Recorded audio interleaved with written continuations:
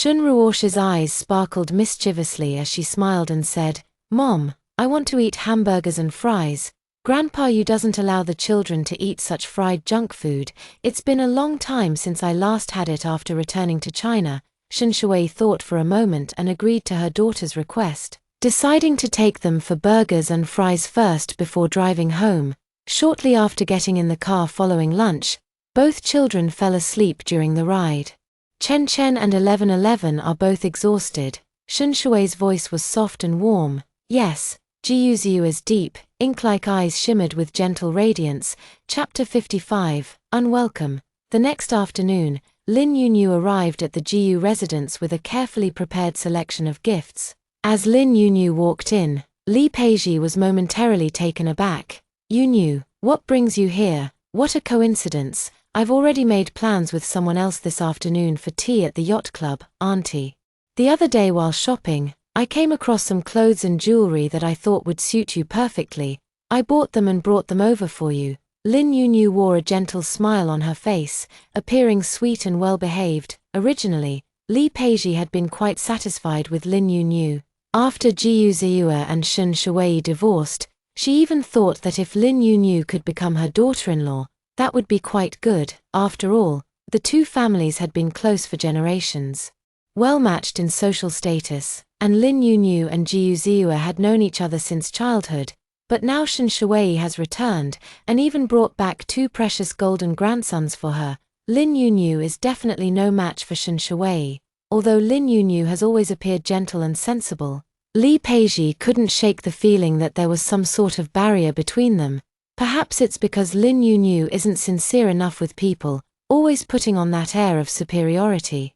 Li Peizhi glanced at the gifts Lin Yunyu had brought and said indifferently, "My walk-in closet is almost full, and I don't lack clothes to wear. Since the tags on these clothes haven't been removed, you can take them back for a refund." Lin Yunyu's heart tightened, and she said softly, "Auntie, why don't you try them on first? If you don't like them, I'll return them later." Li Peizhi picked up the teacup and took a sip of tea. "Yunyu, I'm about to leave now." She emphasized now word by word with special emphasis. She had just mentioned she was about to leave, yet Lin Yunyu still asked her to try on these clothes. "Sorry, I almost forgot you're about to leave. I also have a membership card for the yacht club," Lin Yunyu said with a smile. "Auntie, why don't I join you for a while?" "Oh, I've invited some older ladies, and they mostly talk about their children and grandchildren. You're not married yet and don't have kids, so you might not fit into the conversation. It could be awkward for you." With that, Li Peizhi glanced at her wristwatch and said, "I should get going now. Let's catch up another day." "Of course, auntie." Lin Yunyu forced a faint smile, her lips twitching slightly. All three men of the Jiu family had gone to play golf, and now Li Peizhi had also left the house. Lin Yunyu had no choice but to carry the gifts she brought back exactly as they were.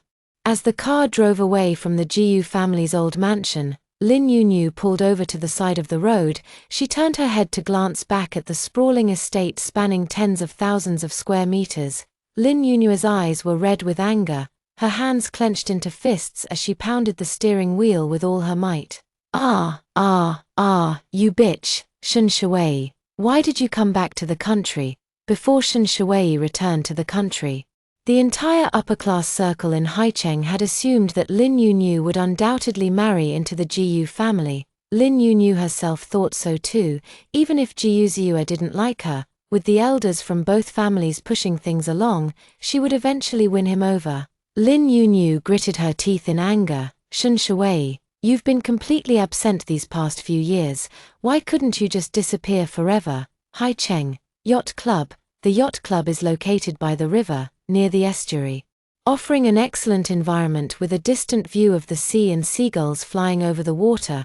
These clubs over here are all high-end, membership-only establishments. To become a member of the club, in addition to paying an annual fee of 200,000 yuan, there is also a high threshold. You need a recommendation letter from an existing member. Existing members generally do not write recommendation letters lightly, making the membership entry threshold extremely high. In a riverside lounge, 6 elegantly dressed wealthy ladies sat comfortably on plush sofas, with a coffee table displaying dozens of exquisite desserts, along with coffee and tea. They gather here every now and then, chatting about topics ranging from jewelry and diamonds to the latest exquisite pieces from top luxury brands. One of the ladies, surnamed Lee, suddenly noticed Lee Peiji's wrist. "Mrs. Gu, the bracelet on your wrist is so unique. Are those yellow diamonds? Let me see. Oh, it really is quite beautiful." "Mrs. Gu, where did you buy this? Such a unique yellow diamond. It must be custom made, right?" Lee Peiji noticed that everyone had finally paid attention to the bracelet she was wearing, and they even mistook ordinary crystal for diamonds. She couldn't help but laugh. "This isn't any yellow diamond, just citrine." "Ah, Mrs. Lee exclaimed in surprise. "Since when did you start wearing crystals?" "Well, crystals aren't exactly unattractive, it's just that crystals are too cheap. They feel wearing them out would be beneath their status, unworthy of their standing." "How lovely this crystal is," Lee Peiji remarked, her fingers gently stroking the clear yellow crystal, her face beaming with joy. "This bracelet was handmade by my granddaughter." Everyone froze for a moment. Since when did the Jiyu family have a granddaughter? But soon, they realized. It was said that Jiyu Zua's ex-wife had returned to Haicheng with 2 children. It must be Jiyu Zua's child. "Oh my. Your granddaughter is so young, yet she already knows how to be filial to you. What a sweet child. Mrs. Gu, I'm so envious. My 2 mischievous boys only know how to play all day. Your granddaughter is really clever with her hands." The Jiyu family was the wealthiest in Haicheng, and as a member of the Jiyu family, Lee Peiji naturally enjoyed a star-studded existence. Even though she knew these ladies were just flattering her, Lee Peiji was still very happy, with a smile lingering on her face. In Lee Peiji's eyes, her grandchildren were the smartest and most sensible children. As night fell and the city lights came on, the nightlife of the young people was just beginning. Lin Yunyu went to the Jiyu family in the afternoon but returned in disappointment. She had been sulking all along. Dragging Qin went out to accompany her for some drinks to vent her frustration. The 2 sat in the VIP booth. Lin Yunyu ordered several bottles of red wine, determined not to leave until thoroughly drunk. "Yunyu, have some snacks first. Don't drink too fast." Lin Yunyu slammed her glass on the table, let out a hiccup, then grabbed Qin Wen's hand and pleaded, "Qin Wen, hurry up and help me think of another good idea to win Jiyu Zua over. I know you really like young Master Jiyu. But after this failure, he's probably already wary of you. Let's take it slow for now. This needs to be handled gradually." Qin Wen smiled on the surface, but inside she was cursing. The hotel room was booked, Jiyu Zua was brought inside, and he was in a state where he could easily lose control. Even under these circumstances, Lin Yunyu still couldn't win Jiyu Zua over. What else could Qin Wen possibly do? If someone doesn't like you, even if you strip off your clothes and stand right in front of them, they wouldn't spare you a second glance. Lin Yunyu seemed to be talking to herself. "Take it slow, it's almost too late." Qin Wen silently poured wine for Lin Yunyu. She truly couldn't understand, given Lin Yunyu's qualities. There should be plenty of suitable young talents for her to choose from. But Lin Yunyu just happened to fall for the most difficult man to win over, in Qin Wen's eyes. Lin Yunyu might not even truly love Jiyu Zua. Her feelings for him were more about stubbornness, or perhaps it was the thrill of the chase at play. Precisely because Jiyu Zua was so hard to conquer that she longed to succeed in winning him over. The unattainable always stirs unrest, while what lies within easy reach remains unseen to Lin Yunyu. A mocking smile curled at the corner of Qin Wen's lips. This woman really is a bit shameless. Chapter 56. Are you two dating? As the Dragon Boat Festival approached, the rainy days increased, dispelling the summer heat and bringing cool, comfortable temperatures. Shen Shuwei walked out of the company gate holding an umbrella, the raindrops pattering crisply against its surface. About 10 minutes later, Shen Shuwei arrived at the cafe, her black high heels slightly damp from the rain. "If I had known, I would have driven here instead of getting wet," she muttered to herself as she folded her umbrella and walked inside. Perhaps because of the rain, there were no customers in the cafe, and the staff were busy preparing a few takeout orders at the counter. "Shuwei, you're here." The staff member greeted her as soon as she entered. Shen Shui hung the umbrella on the rack and casually asked, "Yeah, were you guys busy this morning?" "Not bad. About the same as usual. Fewer dine-in customers today, but a lot more delivery orders." "Oh, that's good too. Deliveries are more convenient, no need to clean up tables." "I'll go check the kitchen and see if they need help," Shen Shui said as she headed toward the kitchen. Jiyu Shiu was stir-frying in the kitchen, and even from outside the door, Shen Shui could smell the delicious aroma of the cooking. "It smells delicious." Shen Shui walked into the kitchen and asked with a smile, "Shiu, what delicious food did you make today? Do you need any help?" "I made braised chicken with chestnuts, and I just need to stir-fry a few more dishes." "No need for help. Just take the bowls and chopsticks out first." Jiyu Shiu added seasoning to the pan and gave it a few more stirs. "Alright, I'll get the bowls and chopsticks." Shen Shui opened the sterilizing cabinet, took out the bowls and chopsticks, and got ready for the meal. After lunch, Jiyu Shiu brewed a pot of black tea and sat by the window with Shen Shui, enjoying the tea and the rain. This cafe was renovated from an old house, with only minor changes made during the decoration. Preserving most of its original appearance, raindrops fell on the roof tiles, and the sound of wind chimes under the eaves blended with the rain, creating a sense of peace and tranquility. Shen Shui held the teacup and took a leisurely sip. "Shiu, it's so comfortable here with you that I don't even want to go back to work at the company," Jiyu Shiu said in a half-joking tone. "Then just move your desk here, it's close enough anyway, and you can go back to the office whenever something comes up." "That sounds perfect." Shen Shui blinked and asked, "Which spot are you planning to assign to me for work?" "Anywhere you like. Take your pick." Jiyu Shiu was as open-minded as ever. Shen Shui smiled. Sometimes, she truly envied Jiyu Shiu. Jiyu Shiu came from a wealthy family, yet she didn't have to take over the family business, allowing her to run the cafe she loved. No matter how the cafe business fared, Jiyu Shiu didn't care. After all, she wasn't short of money. Junfeng Group was the leading enterprise in Haicheng, and the dividends from its shares alone were enough to ensure Jiyu Shiu's financial security for several lifetimes. Not to mention there's a lot of real estate. Shen Shui isn't short of money either, but she can't be as free as Jiyu Shiu. As one of the Yu family's heirs, she has to shoulder the family's responsibilities. Fortunately, she was working in an industry she loved. Jiyu Shiu refilled Shen Shui's teacup, then turned her head to gaze at the misty rain outside the window. As they quietly listened to the sound of the rain, Jiyu Shiu suddenly spoke up, saying to Shen Shui, "Shui, I want to tell you something." Shen Shui snapped back to attention and looked at Jiyu Shiu. "What is it?" "Don't mention to Qiao Yang that I'm the Jiyu family's heiress." Shen Shui was a bit confused. What was going on? Did Jiyu Shiu really have something happen with Qiao Yang? "Shiu, are you dating Qiao Yang?" They had only known each other for a few days, yet their relationship was progressing at an astonishing pace. "Not at all." Jiyu Shiu blushed slightly with shyness. "We just chat occasionally. He thinks I come from an ordinary military family and doesn't know about my other identity." Uncle from the second branch of the Jiyu family, Jiyu Shiu's father, is a respected officer. He and his wife have been stationed at the military base in Yuncheng for years. Shen Shui quickly understood Jiyu Shiu's concern. "You don't want him to feel pressured, do you?" Jiyu Shiu nodded. "Yes, that's right. Even if we're just ordinary friends, if he finds out I'm from the Jiyu family, it's inevitable that he'll feel a sense of distance." "Alright, I understand," Shen Shui said. "I'll help you keep the secret." Just as Jiyu Shiu was about to say something, they saw the refined Qiao Yang appear before them, holding a black umbrella. "President Shen Shiu." His eyes behind the gold-rimmed glasses were filled with a gentle warmth. Shen Shui teased, "Qiao Yang, you came all the way here to buy coffee on a rainy day.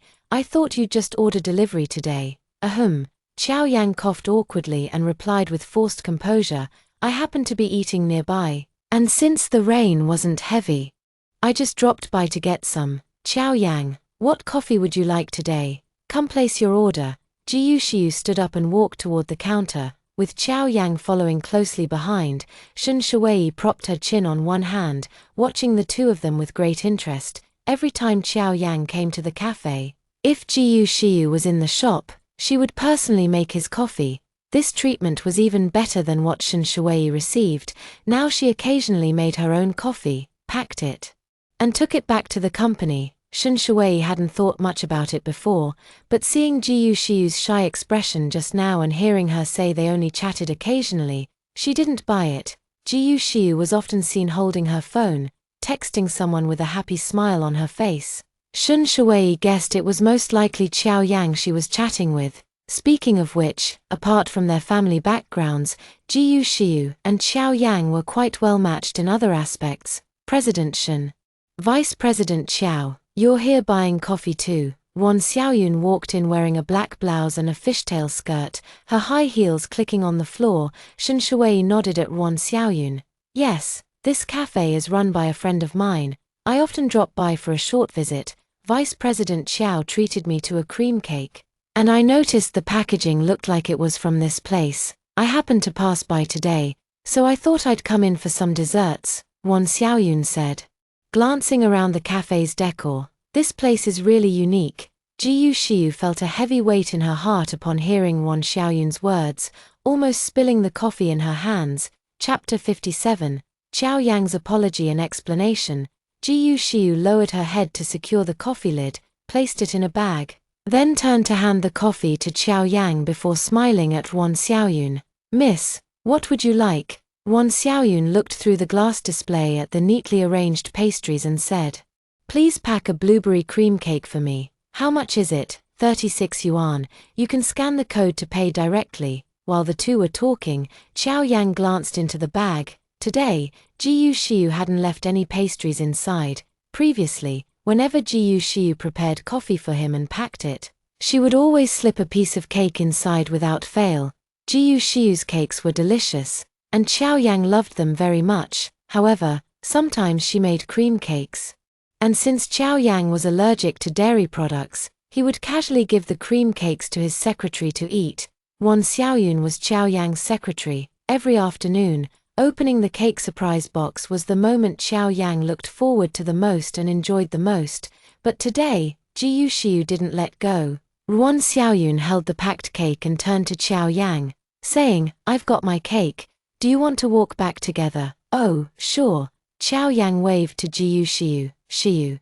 I'm heading back to the company first. Jiyu Shiyu didn't look up at him and responded gloomily. Millimeter. The two of them opened their umbrellas and walked out one after the other. Shen Shuwei sat nearby sipping tea, watching quietly. She was a bit puzzled. What was going on with Qiao Yang? If he liked Jiyu Shiyu, why did he often treat his female secretary to cake? She couldn't quite figure out Qiao Yang's intentions. However, she did understand Jiyu Shiyu's thoughts. After hearing Wan Xiaoyun's words, Jiyu Shiyu was clearly a bit unhappy, looking rather sullen, because she cared about Qiao Yang. That's why she cared about him treating Wan Xiaoyun to cake. Shen Shuwei stood up and walked to the counter, smiling as she said to Jiyu Shiyu, Shiyu, help me pack a few cups of latte and some pieces of cake. I'll take them back to the office to treat my assistants and secretaries to afternoon tea. Neither party has made their feelings clear, so Shen Shuwei can't really interfere. This was the only way to tell Jiyu Shiyu that when a superior treats a subordinate to food, it doesn't necessarily mean anything more. Qiao Yang returned to his office and, after much thought, finally realized the crux of the matter. He seemed to have forgotten to pay for the cake blind boxes Jiyu Shiyu had put in. When someone opens a business, and you eat their goods without paying, they're bound to be unhappy, so that's how it is. Qiao Yang muttered to himself and immediately transferred 600 yuan to Jiyu Shiyu, explaining that it was payment for those cakes. Little did he know, when Jiyu Shiyu saw the WeChat transfer, she was so furious she could barely contain herself. Who asked him for money? What does he mean by this? Is this about drawing a clear line? Jiyu Shiyu tapped the screen with her fingertip, not only refusing his money but also blocking him. During the afternoon meeting, Qiao Yang was completely out of it. Frequently zoning out, Shen Shuwei tapped on the table to remind him to focus a little more. Qiao Yang had always been very diligent and responsible at work, but right now his mind was in turmoil, and he couldn't help but want to check his phone, to see if Jiyu Shiyu had received the payment, to see if Jiyu Shiyu had sent him any messages. No, there was no response at all. After Shun Shui's reminder, Qiao Yang tried hard to focus on the meeting. By the time the meeting ended, it was already past 5 p.m. And there was still no movement on WeChat. Unable to resist, Qiao Yang sent another message. Shiyu, was the shop very busy this afternoon? The message failed to send, met with a red exclamation mark. He was blocked. Joe couldn't sit still anymore, pacing back and forth in the office. He scratched his head, unable to figure out where things had gone wrong. Why did Shiyu block him? Did he make a mistake by transferring the money for the cake instead? Qiao Yang kept questioning and answering himself in his mind. Right, he hadn't ordered any cake. She put the cake in without mentioning anything about payment. That must have been her thoughtful gesture. Having figured this out, Qiao Yang headed straight to the cafe after work. His steps were hurried, and he didn't even bother to grab an umbrella despite the light rain drizzling outside. As I walked to the cafe entrance, I happened to see Shiyu opening her car door, about to leave. Joe quickly walked over and called out in a low voice, Shiyu. Joe. Seeing he wasn't holding an umbrella, Shiyu stepped forward and shielded him with her own. What are you doing? Why aren't you using an umbrella? I was in a hurry to find you. Shiyu pulled him into the shop, took out a hairdryer, and handed it to him to dry his hair himself. The sound of the hairdryer was loud, and neither of them spoke. After drying his hair and clothes, Qiao Yang said softly, Shiyu, are you free now? I'd like to treat you to a meal. There's something I want to tell you. Shiyu was still sulking, but she agreed nonetheless. She was genuinely curious. What did Qiao Yang want to tell her? The two walked into a Western restaurant near the cafe and chose a window seat, sitting across from each other. After ordering, the waiter said, please wait a moment, then took the menu to place their order. Shiyu, I'm sorry, Shiyu said in a calm tone. Why are you apologizing to me? The cake you prepared for me was never meant to be paid for. The bond between friends is more important and meaningful than money. Shiyu's expression showed no signs of softening. Qiao Yang continued, and also, I shouldn't have given the cake to someone else, using the cake I gave you to win favor with others. Shiyu said coldly, Qiao Yang, you've really gone too far. I'm sorry. Qiao Yang repeatedly apologized and explained, it's really my fault. I'm allergic to dairy and can't eat cream cake, so I gave it to my secretary. After hearing Qiao Yang's explanation, Shiyu softened her tone a little. If you can't eat cream, you could have just told me directly. Okay, it's my fault. Please forgive me this once, Qiao Yang said with a serious expression, promising, from now on, I'll tell you everything directly. Shiyu met his clear and sincere eyes, feeling inexplicably a little guilty. There were things she had kept from him too. Fine, I'll forgive you this time. As she hesitated over whether to confess her other identity to Qiao Yang, their ordered dishes began arriving one after another. Shiyu sighed softly in her heart, thinking it's better to eat first and find another opportunity to talk to him later, after dinner. The two walked together under one umbrella in the drizzling rain, chatting and laughing along the way. When they reached the place where Shiyu had parked her car, Qiao Yang looked at her with deep reluctance in his eyes. Shiyu smiled and said, well, I'll head home first. You can keep the umbrella. I have another one in my car. Joe's car was still parked at the company, so he had to walk over to drive home. Alright, the roads are slippery in the rain. Don't drive too fast. Qiao Yang reminded with concern. Got it, bye. See you tomorrow, Tilda. Watching the white BMW gradually drive away, Joe turned around and walked back to the company under his umbrella. After today's little misunderstanding, he suddenly realized that he might have genuinely fallen for Shiyu. Chapter 58. I never liked Lin Yunyu. Knock, knock, knock. Jiang Lu stood outside the office door and raised her hand to knock, after receiving the response. Jiang Lu pushed open the door and stood at the entrance, saying to Shen Shuwei, President Shen, the people from Junfeng Group have arrived. Alright, have the secretary arrange for tea to be served. I'll be right there. Shen Shuwei finished handling the documents at hand, gathered the meeting materials, and stood up to head to the conference room. When Shen Shuwei walked into the meeting room and saw Jiu Zeyue at that moment, she froze for a second. Today we're just discussing a small project. No need to trouble him with such a trivial matter. Hello, President Gu. In a work setting with others present, Shen Shuwei found it inconvenient to address him by his first name directly. Gu Ziyue raised an eyebrow, stood up, and shook hands with Shen Shuwei. Hello, President Shen. Over the next half hour, the two parties discussed the details of their collaboration for the new venue. The two companies have been collaborating for many years, and honestly, most terms remain largely unchanged from before, leaving little room for negotiation. It's more about reconfirming the details. After finalizing the collaboration, Gu Ziyue invited Shen Shuwei to visit the new shopping mall and choose which specific storefront she wanted. Sure, no problem. Shen Shuwei nodded in agreement. Selecting a store location is always better done sooner rather than later. If they go too late, all the prime spots might already be taken by other brands.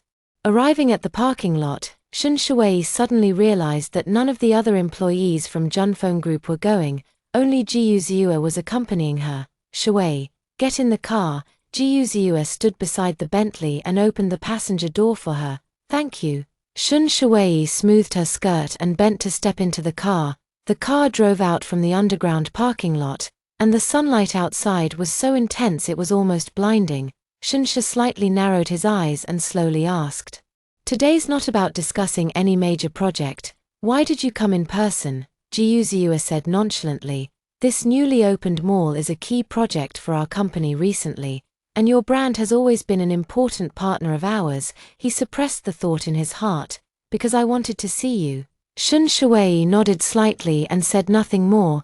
About 10 minutes later, Gu Ziyue and Shen Shuwei arrived at their destination. This shopping mall had just been completed and was currently in the tenant recruitment phase, not yet open to the public. As soon as she stepped into the mall entrance, Shen Shuwei glanced around and remarked, "The design of this mall is excellent, simple yet stylish, with a sophisticated touch and spacious layout." "Thank you for the compliment," Gu Ziyue replied with a faint smile. "Come on, let me show you around." "All right." Shen Shuwei nodded and followed Gu Ziyue as they walked forward. As they walked, Gu Ziyue began introducing the place to her. The first floor features cosmetics and skincare products, the second floor is for jewelry, the third floor offers bags and footwear, the fourth floor is women's clothing, the fifth floor is men's clothing, and the sixth and seventh floors house dining and a cinema. While browsing the second floor, Shen Shuwei kept pondering which spot would be the best, and whether she could secure it. "Shuwei, take a look and see which spot you'd prefer." Gu Ziyue's deep voice reached her ears. Shen Shuwei suddenly raised her head, her clear eyes looking at him. "Can I choose any store I want?" Gu Ziyue nodded slightly. "Yes, anyone, not to mention just one storefront, even if Shen Shuwei wanted the entire shopping mall. Gu Ziyue would hand it over without a moment's hesitation. Shen Shuwei walked around the second floor again and chose a spot near the escalator and close to the main walkway. She had reviewed the market research report. This location was the most visible and had the highest foot traffic on the entire floor. No matter what business you're in, choosing the right location is crucial. "All right, no problem," Gu Ziyue said. "I'll have someone note the store number in the contract later." "Ziyue, thank you." Shen Shuwei certainly knew that Gu Ziyue was only being so generous to her due to personal reasons. There were only a few prime spots on each floor, and naturally, major brands would compete fiercely for them. Yet, Gu Ziyue let Heir Jewelry have the first pick. Shen Shuwei wasn't the kind of person who didn't know how to appreciate kindness. "No need to be so polite with me, we're family." After all, Gu Ziyue's brows were filled with gentleness as he glanced at his wristwatch. "How about having dinner together?" Shen Shuwei responded, "Sure, what kind of cuisine would you like? How about French cuisine for dinner?" As they walked out, the two discussed which restaurant to go to. When they arrived at the parking lot, they had already reached an agreement.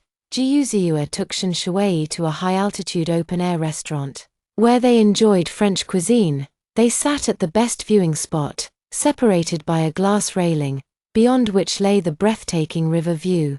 The evening breeze brushed against their cheeks, gently tousling her waist-length hair. Shen Shuwei tucked a few loose strands behind her ear and looked up at him, asking, "This place used to be a bar, didn't it? When did this restaurant open?" Ji Yuzue thought for a moment before replying. This place has been open for about 2 years. The environment here is quite nice.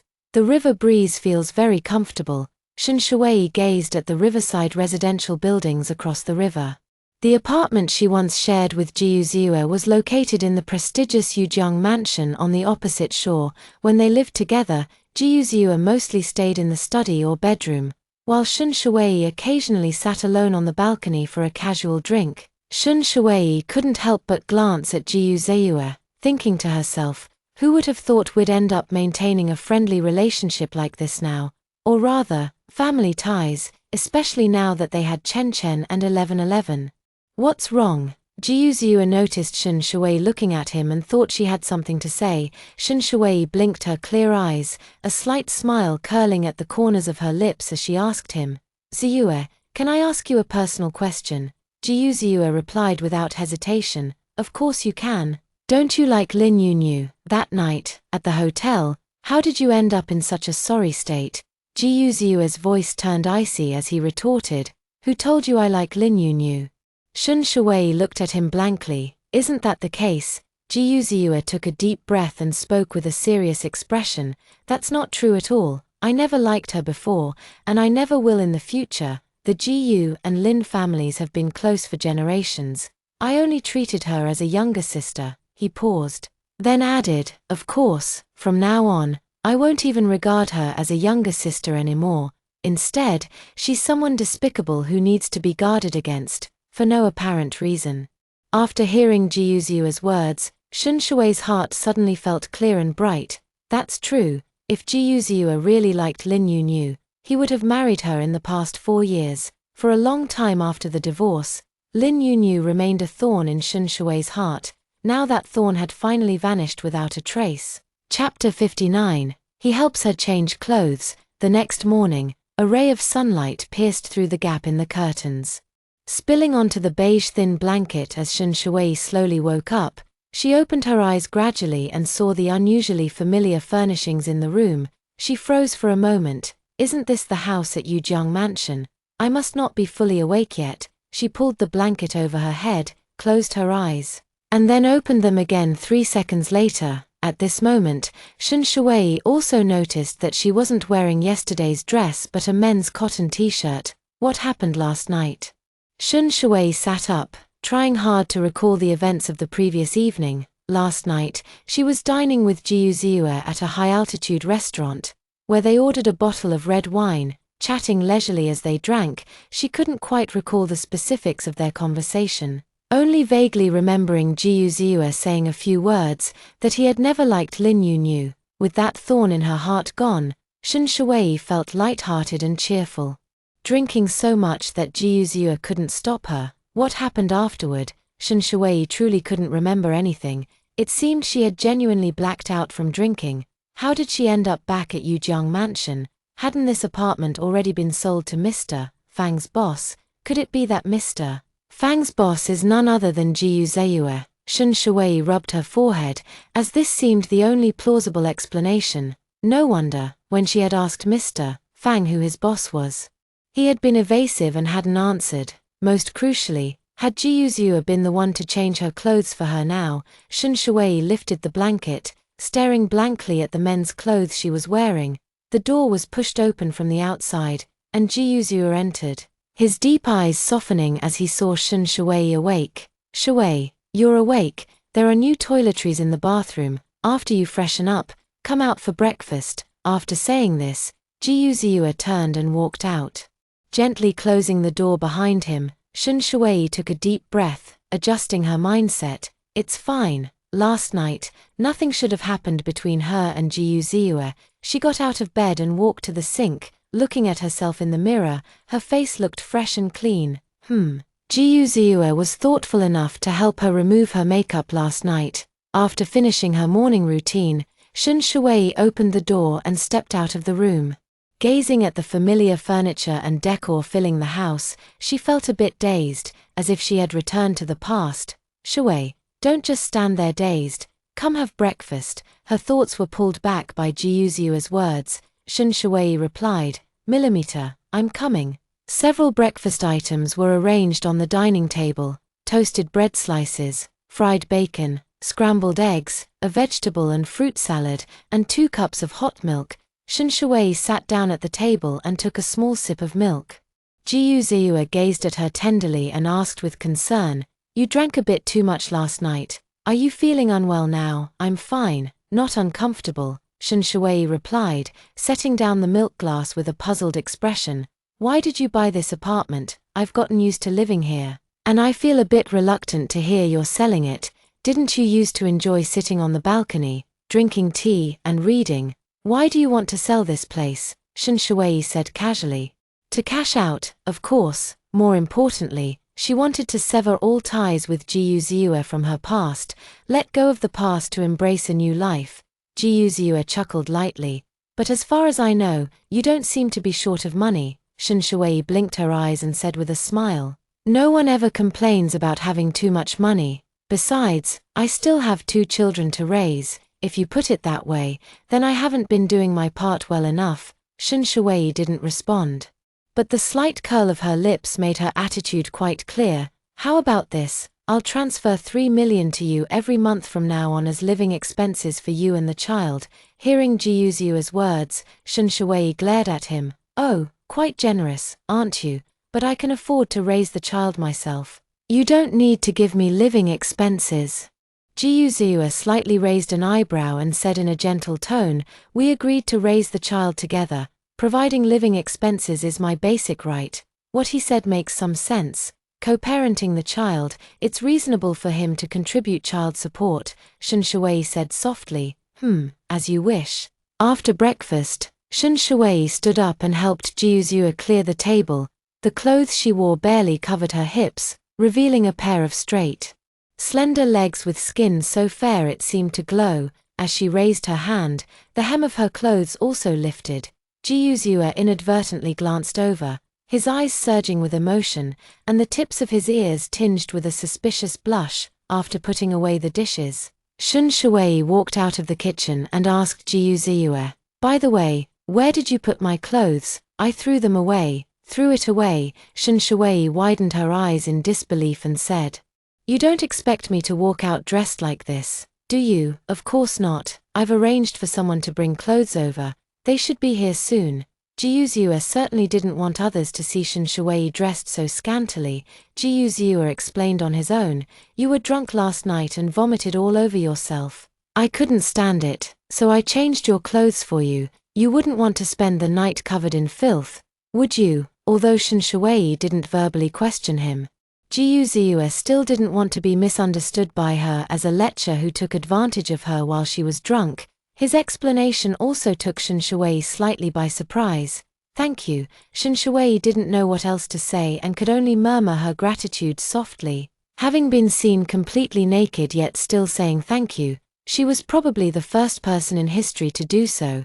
Even if Jiu Ziyue hadn't said anything, Shen Shui wouldn't have thought he did it on purpose. After all, they were once husband and wife. Even if she sat in the living room watching TV in a spaghetti-strap nightgown, he wouldn't even bat an eyelid or glance her way. If they hadn't given birth to Chen Chen and 1111, Shen Shui would have seriously suspected that Jiu Ziyue might have some hidden condition. Ding dong, ding dong, a crisp doorbell rang at the entrance. "Maybe the store clerk delivered the clothes," Jiu Ziyue said as he walked toward the door. After a while, Jiu Ziyue carried 2 large shopping bags into the living room and said to Shen Shui, "They're a bit heavy. I'll take them to your room. There are several outfits prepared. You can choose for yourself." "Why did you have them send so many clothes? One set would have been enough," Shen Shui said. Standing up and following him to the room, without turning around, Jiu Ziyue replied, "It's fine. Just hang the rest in the wardrobe. The door lock fingerprint and passcode are still the same as before. You can bring the kids to stay here for a few days." After bringing the bags in, Jiu Ziyue even hung all the clothes in the wardrobe to make it easier for Shen Shui to pick. As Jiu Ziyue left, he closed the door behind him.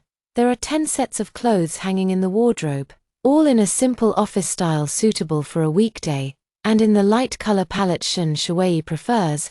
There was a small bag placed in the corner of the wardrobe. When Shen Shui opened it, She found it contained intimate clothing prepared for her.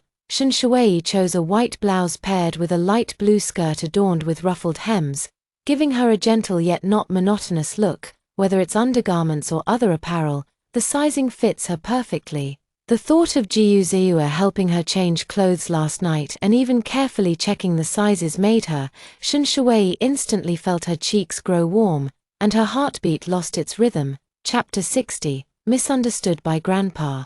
After changing her clothes, Shen Shuai opened the door and walked out. Jiyu Ziyue sat on the sofa with his legs crossed, looking down at his phone. Seeing his back, Shen Shuai suddenly remembered she hadn't touched her phone since waking up. Ziyue, have you seen my phone? It might be in your bag. I put it in there last night. Shen Shuai's black Chanel bag was hanging on the coat rack by the entrance. She walked over to the foyer, while she was rummaging for her phone. Jiyu Ziyue raised his voice and said to her, "By the way, old man, you called you last night. You were already drunk by then, and I didn't want him to worry, so I answered the call for you." Shen Shuai paused her search and turned her head, her face filled with astonishment. "You answered the call for me? What did you say to my grandfather?" "Nothing much," Jiyu Ziyue replied, his eyes clear and a faint smile playing on his lips. "I just told him you were with me and that he didn't need to worry about you." Shen Shuai, "And you call this saying nothing? Even if old man you misunderstood, there was nothing to be done about it. Last night, Shen Shuai was completely blackout drunk. If Jiyu Ziyue hadn't answered the phone for her, old man, you would have been worried about her all night. Normally, if she was going to be late, she would always call home to let them know. Originally, she had planned to go home after dinner last night, so she hadn't informed Grandpa Yu in advance." Shen Shuai took her phone out of her bag, opened WeChat, and noticed that her grandfather had sent her several messages. Since he hadn't received any replies, he called out of concern, "Shuai, are you planning to go back to the company or go home?" Jiyu Ziyue stood up and walked over to ask her, "I plan to go straight back to the company." "All right, let me take you back to the company." After changing their shoes in the entryway, the two walked out of the house together. The car moved slowly along Riverside Road. It was now the morning rush hour, and as expected, there was a traffic jam. Shen Shuai lazily yawned and turned her head to look out the window. A few boats were gliding across the river, and the pale golden morning light streamed through the car window, casting a warm glow on her. "Shuai, the Dragon Boat Festival is in a few days.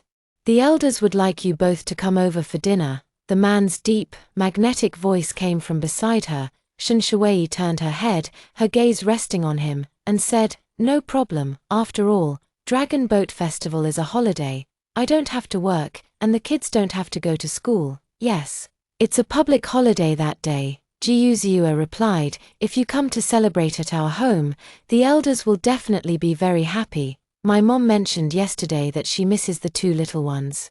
They say the bond between grandparents and grandchildren is special, and it's true," Shen Shuai said with a gentle smile, her eyes curving. "Back then, if you didn't come home for a month, your parents wouldn't even mind." "Ahem." Jiyu Ziyue cleared his throat twice. "As you know, our family has always favored daughters over sons. Since childhood, the elders have adored Shiyu. Eagerly awaiting the holidays when my uncle and aunt would bring her back to Haicheng." Mentioning Uncle and Aunt Jiyu, Shen Shuai casually asked, "Will Shiyu's parents return to Haicheng for the Dragon Boat Festival?" "My uncle might not, but my aunt definitely will." "Oh, is there something important going on?" "They're just concerned about Shiyu's future marriage. I heard my aunt has already picked out a few outstanding young men, all excellent in every way. When she returns, she'll probably arrange for Shiyu to go on blind dates." Shen Shuai let out a sound of surprise, as if she had thought of something but didn't voice it. "What's wrong?" Surprised, Jiyu Ziyue said slowly, "Shiyu is not young anymore. It's quite normal for the family to arrange blind dates for her. It's not surprise. I just think that since Shiyu is so outstanding, she will definitely find someone who reciprocates her feelings. There's no need to rush into blind dates." Shen Shuai had been observing the interactions between Qiao Yang and Jiyu Shiyu lately. She always feels that there's just a thin layer of paper left to be pierced between these two, Jiyu Ziyue said softly. "Perhaps her destined one is among those suitors." Shen Shuai sighed. "Maybe, that's what she said." But she wasn't convinced. Jiyu Xiu liked Xiao Yang. How could she possibly be interested in those blind dates? As they chatted, the car had already reached the vicinity of the company. Stopping about 200 or 300 meters away, Shen Shui quickly spoke up. Ziyue, could you pull over here, please? Jiyu Ziyue turned the steering wheel and parked the car by the roadside. Puzzled, isn't your company still ahead? What's going on? He asked. Shen Shui smiled awkwardly. People at the company still don't know I'm the chairman's granddaughter. If your Bentley parks at the company entrance, it would be way too flashy. Alright, then you can get off here. See you another time. Jiyu Ziyue could understand her approach. Many of his friends were also required by their families to conceal their identities at work as a form of training. Alright, see you another time. Shen Shui pushed open the car door and walked toward the company. It was a short distance, but she still ran into a few colleagues along the way. One of them asked, Director Shen, did you take the subway to work today too? Shen Shui gave an awkward smile. Yes. I took the subway today. In the morning, the headquarters management team held a group meeting with the heads of each branch company. Old Master Yu sat at the center of the conference table, with 5 people separating Shen Shui from him. But Shen Shui couldn't shake the feeling that her grandfather's gaze kept drifting toward her from time to time. After the meeting ended and they returned to the office, Jiang Lu patted her chest and sighed softly. President Shen, during the meeting, the chairman kept staring at you. I thought we were going to get scolded, Shen Shui thought to herself, so it wasn't just her imagination after all. It's fine, don't worry, if the sky falls, I'll be the one to hold it up. Help me send a notice to the marketing department. There's a monthly marketing meeting at 2:30 this afternoon. Understood, President Shen. After responding, Jiang Lu walked out with a stack of documents in her arms.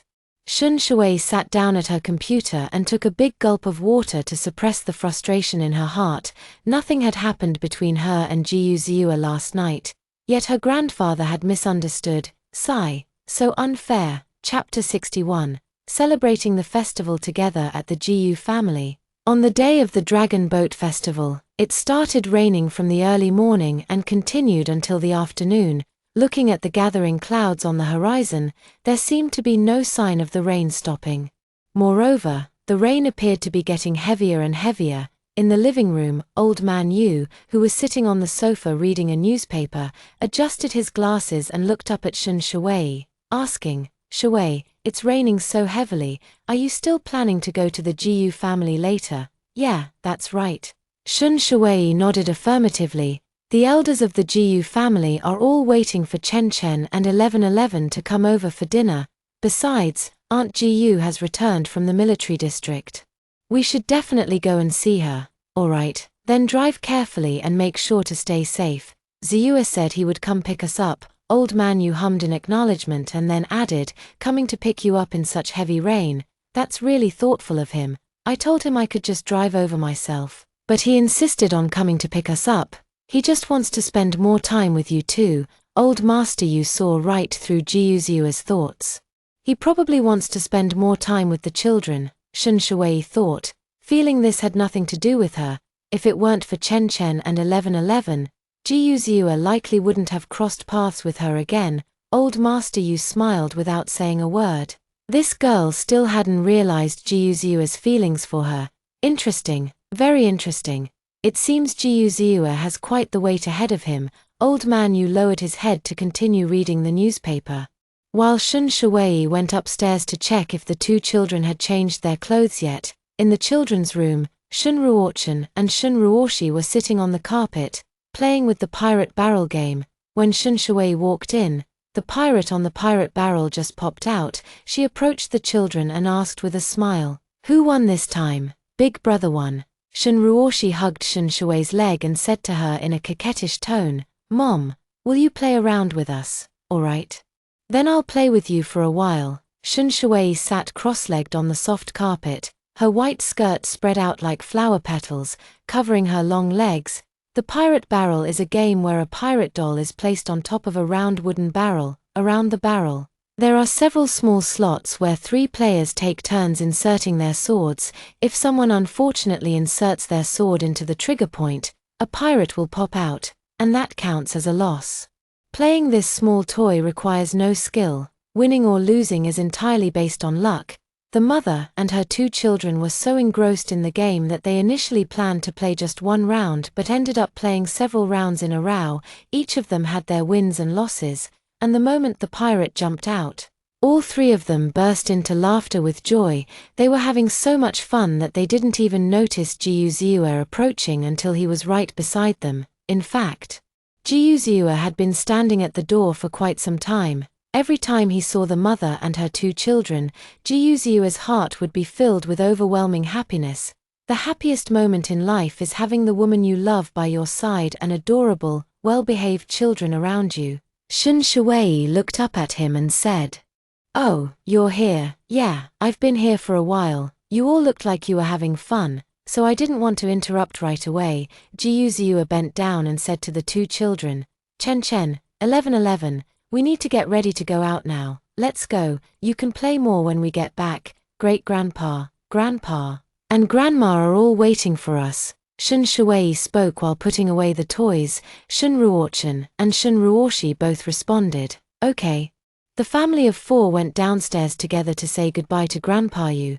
"Great-grandpa, make sure to have a good dinner at home." Hearing Shun Ruoshi's precocious reminder, Grandpa Yu couldn't help but laugh and cry. "All right, my dear 11, don't worry, your Grandpa Yao is keeping an eye on me too." The rain outside was still pouring heavily. Fortunately, the Yu family had an indoor parking lot, and you could walk directly to it from the corridor of the main building. For safety reasons, Jiuziua drove very slowly. What would normally take half an hour took over 10 minutes longer today. As the car pulled into the Jiu family's parking lot, Jiu Shiu had already come out in advance and was standing there waiting for them. Auntie Tilda, hearing the sweet and soft voices of the 2 little ones, Jiu Shiu felt as if she had drunk honey, her heart brimming with sweetness. Chen, 11, Auntie missed you so much." Jiu Shiu crouched down, hugged the 2 little ones, and then led them inside. Shun Shuwei was holding a small bag containing gifts personally prepared by Shun Ruoshi. Jiuziua walked at the very back, carrying several bags of gifts prepared by Shun Shuwei for the elders of the Jiu family. The Dragon Boat Festival is an important holiday, and basic etiquette must not be overlooked. As the 2 children entered, the corners of the 3 elders' mouths in the Jiu family involuntarily turned upward. Great-grandfather, grandfather, grandmother. Shun Ruochen and Shun Ruoshi stepped forward, obediently greeting the elders in turn. On the nearby sofa sat an unfamiliar short-haired woman, to whom they politely said, "Hello, Auntie." "Ha ha ha, hello there, little ones." Shu Qing is in her 50s now, already at the age of being a grandmother. Being called Auntie by these 2 little ones filled her with indescribable joy. Although Shu Qing had spent many years in the military compound and hadn't paid much attention to skincare, her carefree life kept her looking quite youthful. "Auntie, it's been a while." Shun Shuwei walked over and introduced Shu Qing to the 2 children. Chen, 11, this is your great-aunt. She is Aunt Shiu's mother." Shun Ruochen and Shun Ruoshi obediently called out again, "Auntie Tilda, good. My dear little ones are so well behaved." Shu Qing took out 2 golden bracelets from her pocket and put them on Chen and 11's wrists respectively. "This is a gift from your great-aunt for our first meeting. I hope you both stay healthy and happy." The children were very well-mannered. Without needing Shun Shuwei's reminder, they quickly expressed their gratitude. "Thank you for the gift, great-aunt." The other elders of the Jiu family also gave the 2 children gifts upon their first meeting: auspicious longevity locks and jade rui scepters. These gifts are typically given at birth. But since they had only recently learned of the children's existence, they could only make up for it now. Shu Qing hadn't seen Shun Shuwei for several years, so she held her hand and chatted for quite a while, catching up on each other's recent lives. Upon learning that Shun Shuwei had now taken over Hichi jewelry, Shu Qing sighed. "You're doing very well like this, having your own career and 2 smart, adorable children." Shun Shuwei nodded gently. "Yes, I feel like every day is fulfilling now. The kids go to school, and I go to work. After work, I come home and spend time with them." Shu Qing stole a glance at Jiu Shiu and said softly, Shui, to be honest with you, I came back this time because of Shiyu's matter. Mom, what are you muttering about me again? Shiyu's ears were sharp, catching her mother mentioning her name. What else could it be? Since she had heard, Shu Qing simply said it outright. I'm planning to stay in Haicheng for a while this time to make sure you go on blind dates. Chapter 62, Staying overnight at the Jiyu family. Blind date. Shiyu stared at Shu Qing in disbelief. Mom, are you kidding me? Shiyu already has someone she likes. So of course she wouldn't agree to go on a blind date. Shiyu, your father and I have given you a few years. You're already 26 this year, and it's time to think about settling down, Shu Qing said firmly. If you don't go on the blind date, I'll stay in Haicheng indefinitely, of course. Shiyu wouldn't compromise either and retorted, stay as long as you like, anyway, I won't go on any blind dates. The atmosphere instantly grew tense, and even the two little ones put away their playful moods. Sitting obediently beside Shun Shui without daring to make a sound, Old Master Jiyu knew that arguing in front of the children would have a very bad influence on them. With a stern expression, he said, "Why bring this up during the holidays? We'll talk about this later." As the eldest and most senior family member, Old Master Gu's words carried the highest authority. Shu Qing and Shiyu had no choice but to let the matter drop for now and shifted their conversation to other topics. As per tradition, the women of the Jiyu family would personally make zongzi. This year was no exception. After chatting for a while, everyone got up and headed to the kitchen, with Shun Shui following along. Shun Ruoshi saw Shun Shui get up and walk away, so she pulled Shun Ruochen along to follow, wanting to see where their mother was going. All the ingredients for making zongzi had been prepared by the kitchen chefs, neatly arranged and categorized on the countertop. Shun Shui turned around and saw the two little ones following her. She said to them, "Chen Chen, 1111, Mom is going to make zongzi with Grandma. Why don't you go play with Dad?" "Okay, but I also want to make zongzi with you." Shun Ruoshi tugged at Shun Shui's sleeve, her lake clear eyes gazing steadily at her. "Then you'll have to do it properly, no messing around." "All right." Shun Shui looked at Shun Ruochen. "Chen Chen, do you want to join too?" I just want to watch," Shun Ruochen replied. Not particularly interested in wrapping the zongzi herself but curious about the process, the two children sat side by side on the chairs, with Shun Ruochen resting his chin on his hands as he watched them wrap the zongzi.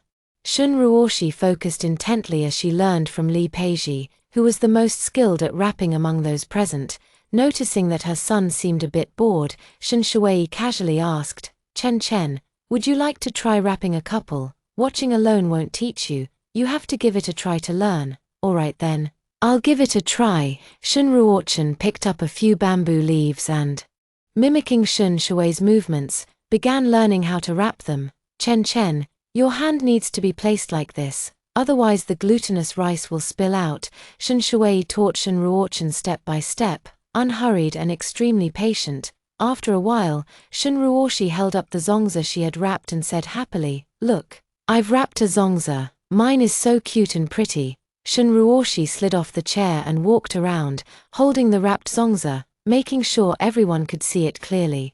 Li Peizhi and Shu Qing couldn't help but laugh heartily at her antics. While laughing, they didn't forget to shower Shun Ruoshi with flattering compliments. Shun Shui said softly, 1111, you're wrapping them so well. Keep going. Mom wants to eat the zongzi you make too, Li Peizhi chimed in. Grandma wants to eat it too, Shu Qing also said. 1111, I want some too. Shiyu looked at Shun Ruoshi with eager eyes. Don't forget Auntie's share. All right then, 1111 will make lots and lots. Shun Ruoshi said with a bright smile, everyone will get to eat. While Shun Ruoshi was showing off, Shun Ruochen had already wrapped two and placed them in front of Shun Shui. As if waiting for her evaluation, Shun Shui held one in each hand, lifted them to take a look, and praised, Chen Chen did a great job too. The fillings didn't spill out, and the strings are tied tightly. Shui, let me take a look. Shun Shui handed over the zongzi, and Li Peizhi took it, examined it carefully, and also praised Shun Ruochen for wrapping them quite well. Many hands make light work, and in less than an hour, all the zongzi were wrapped. Several flavors were prepared, with savory options including salted egg yolk and pork zongza, pork belly zongza, and ham zongza. Sweet varieties included millet zongza, red bean paste zongza, and 8 treasure zongza. During dinner, Shun Ruoshi found the zongza she had wrapped herself by following the markings. She held the zongza and distributed them to everyone in order of seniority, first giving one to elder Ji Yu, then to Ji Yu Yuanlin and his wife, and Shu Qing. Finally, it was Shun Shuwei, Ji Yu Zeyue, and Ji Yu Shiyu's turn, receiving the zongza personally wrapped by Shun Ruoshi. The elders were especially delighted. The few zongza made by Shun Ruochen weren't enough to go around, so they were simply opened and placed on a plate, with each person taking a spoonful or two to taste. In addition to the festive zongza, the butler also arranged for the kitchen to prepare many delicious dishes, filling the entire table. After dinner, everyone felt a bit stuffed and sat on the living room sofa, sipping some pu'er tea to aid digestion. Boom, boom, a sudden thunderclap exploded in the sky, startling both Shun Ruochen and Shun Ruoshi, who immediately clung to Shun Shuwei from either side. It seems all children are afraid of thunder. The moon was now completely obscured by dark clouds.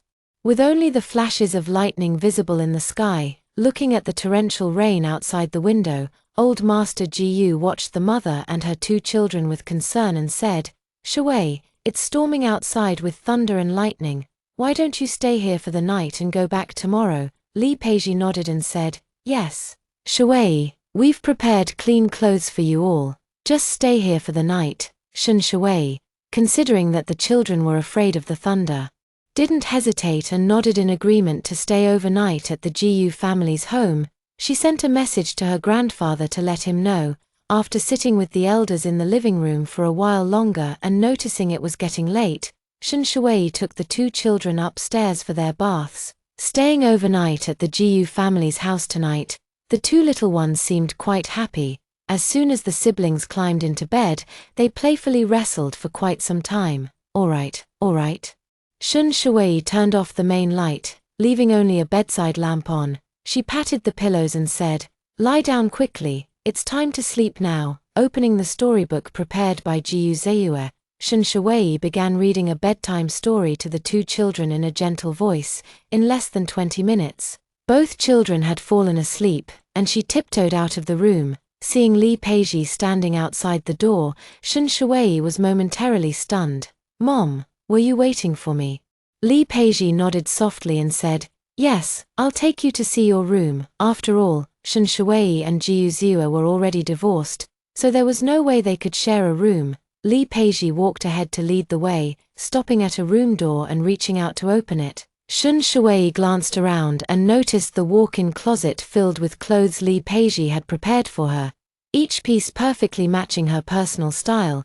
It was clear that Li Peizhi had put a lot of thought into it. Shun Shuwei's eyes grew warm with emotion. "Mom, thank you, silly child, no need to be so polite with me. Even though you and Zeyue are divorced, in my heart, I still cherish you like a daughter." Listening to Li Peizhi's words, Shun Shuwei felt a long-lost warmth. It was the kind of warmth that comes from a mother. Chapter 63, Lin Yunyu gets arrested. Past 10 in the evening, the night was quiet and still. A police car pulled up at the entrance of the Lin family's residential area. After the car stopped, 2 police officers got out. "Sigh, getting caught up in this mess. We're really unlucky." "Yeah, everyone else found excuses to avoid it, just the 2 of us are the unlucky ones stuck with this hot potato."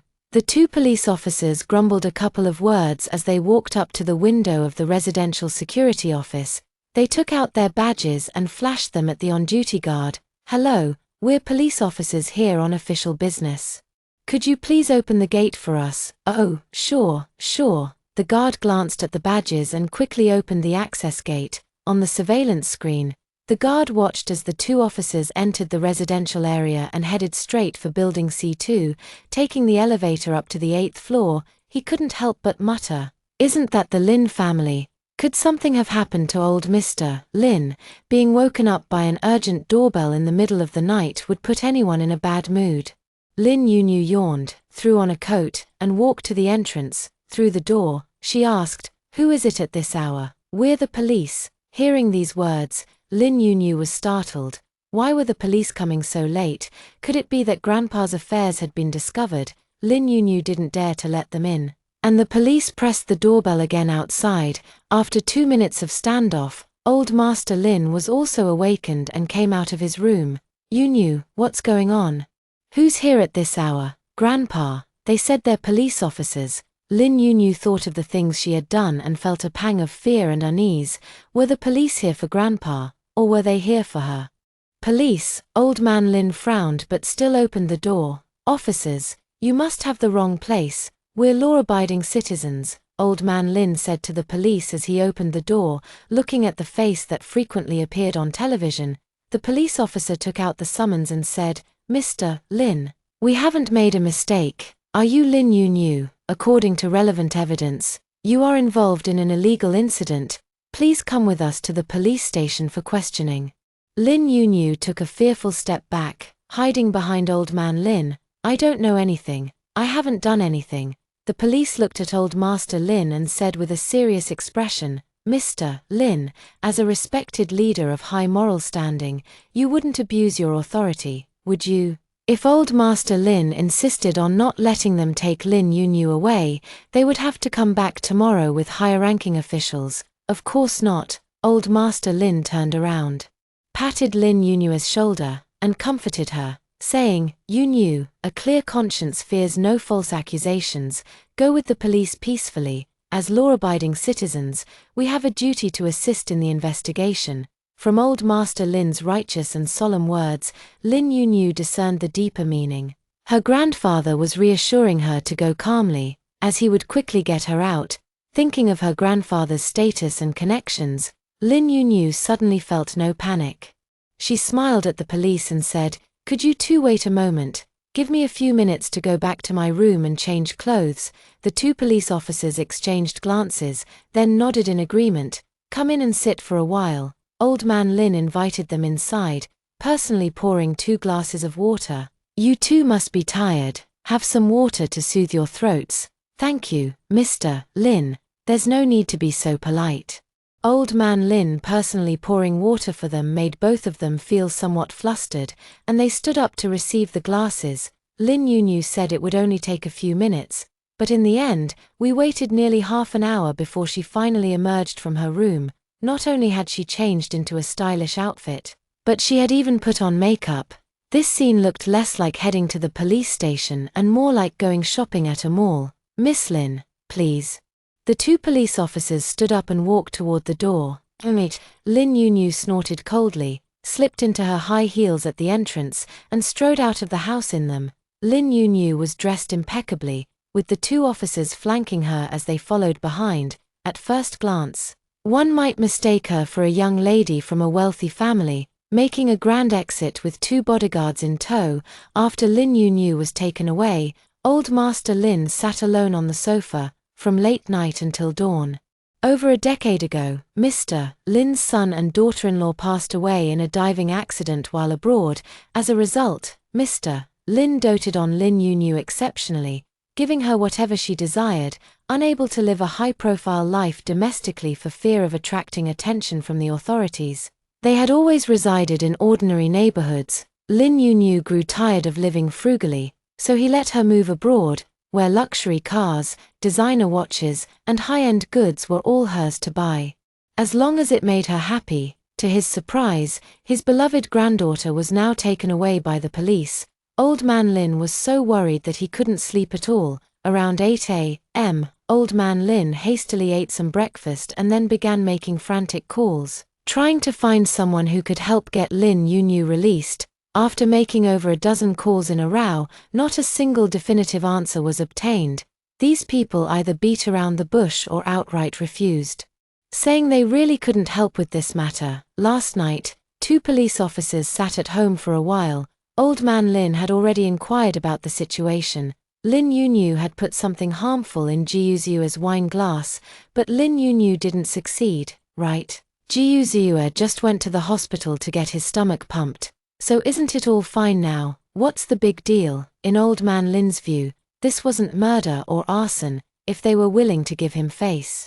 The matter could easily be swept under the rug. Facing repeated rejections, Old Master Lin felt increasingly uneasy, with a sense of foreboding spreading through his heart. He hasn't even retired yet, and these people are already so disrespectful. Either he's about to get into trouble himself, or someone behind the scenes is pressuring these people not to release Lin Yunyu. Whether it's the former or the latter, Old Master Lin has sensed that the situation is developing very badly. After careful consideration, Old Man Lin dialed a number he hadn't contacted in a long time.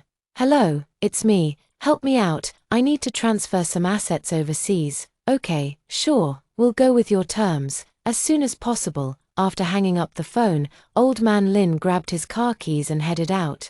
Driving to a restaurant Lin Yunyu often visited, he bought a lot of her favorite pastries and porridge. Old Man Lin walked into the police station carrying breakfast. After just one night, Lin Yunyu had lost the radiant glow from the previous evening. Her eyes were vacant as she sat on a chair, staring blankly at the wall, lost in thought. Seeing Lin Yunyu in such a haggard state, Old Master Lin felt as if his heart were being cut by a knife. "Yunyu." A voice tinged with weariness and a hint of choked emotion reached Lin Yunyu's ears.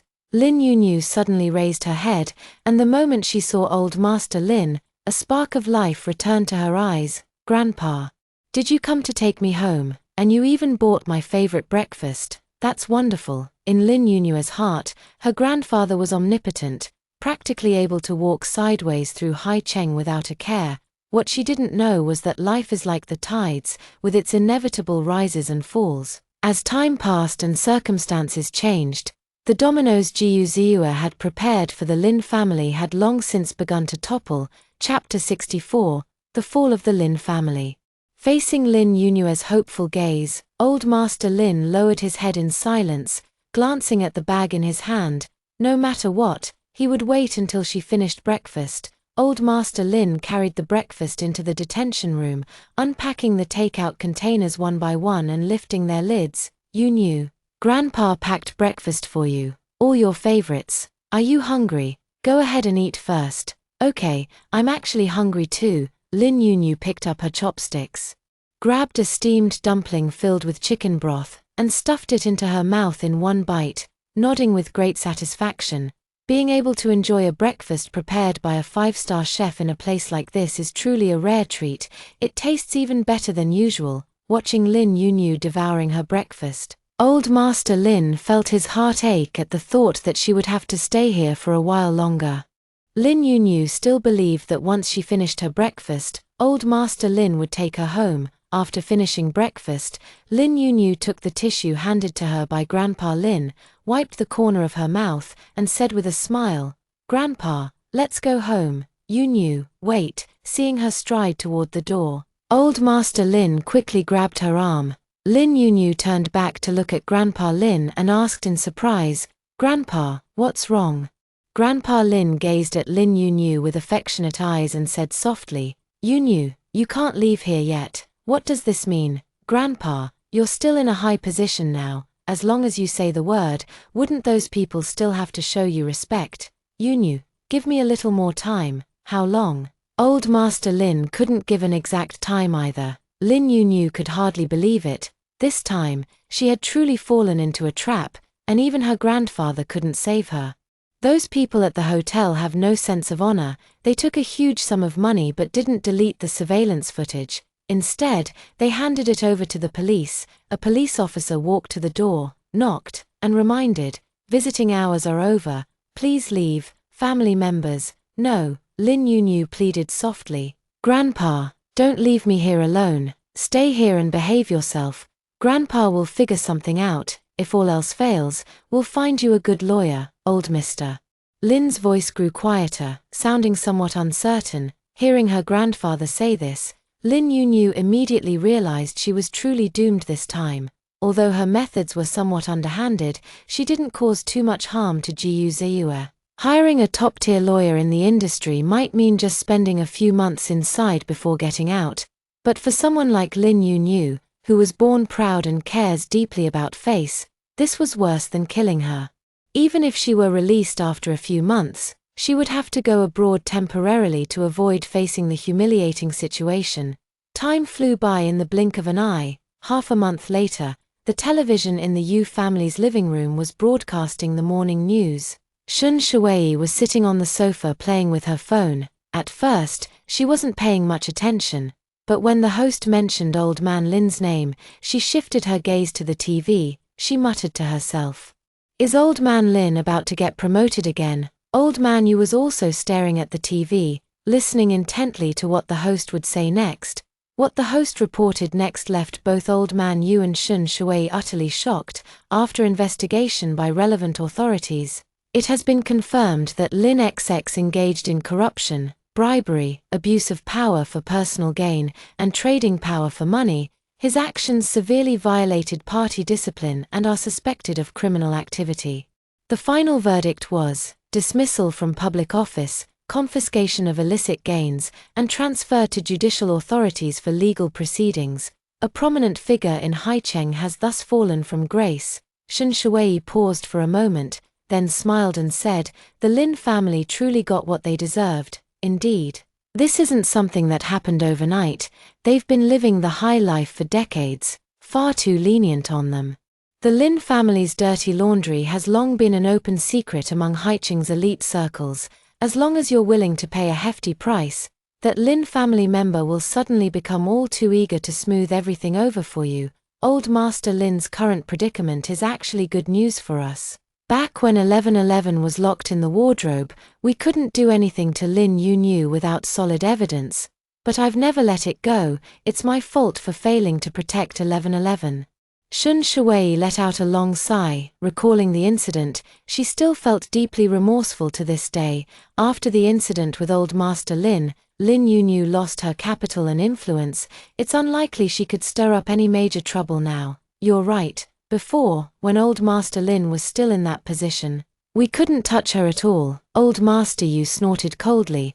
But from now on, just wait and see. With the Gu and Yu families joining forces, if Lin Yu continues to stay in Haicheng, they have plenty of ways to make her life unbearable. Aunt Zhong took Chen and 1111 downstairs, and the little ones ran up to Shun Shuwei excitedly asking, "Mom, has Dad's car arrived yet?" "I haven't heard any cars, probably not yet." As soon as she finished speaking, a honking sound came from the front gate.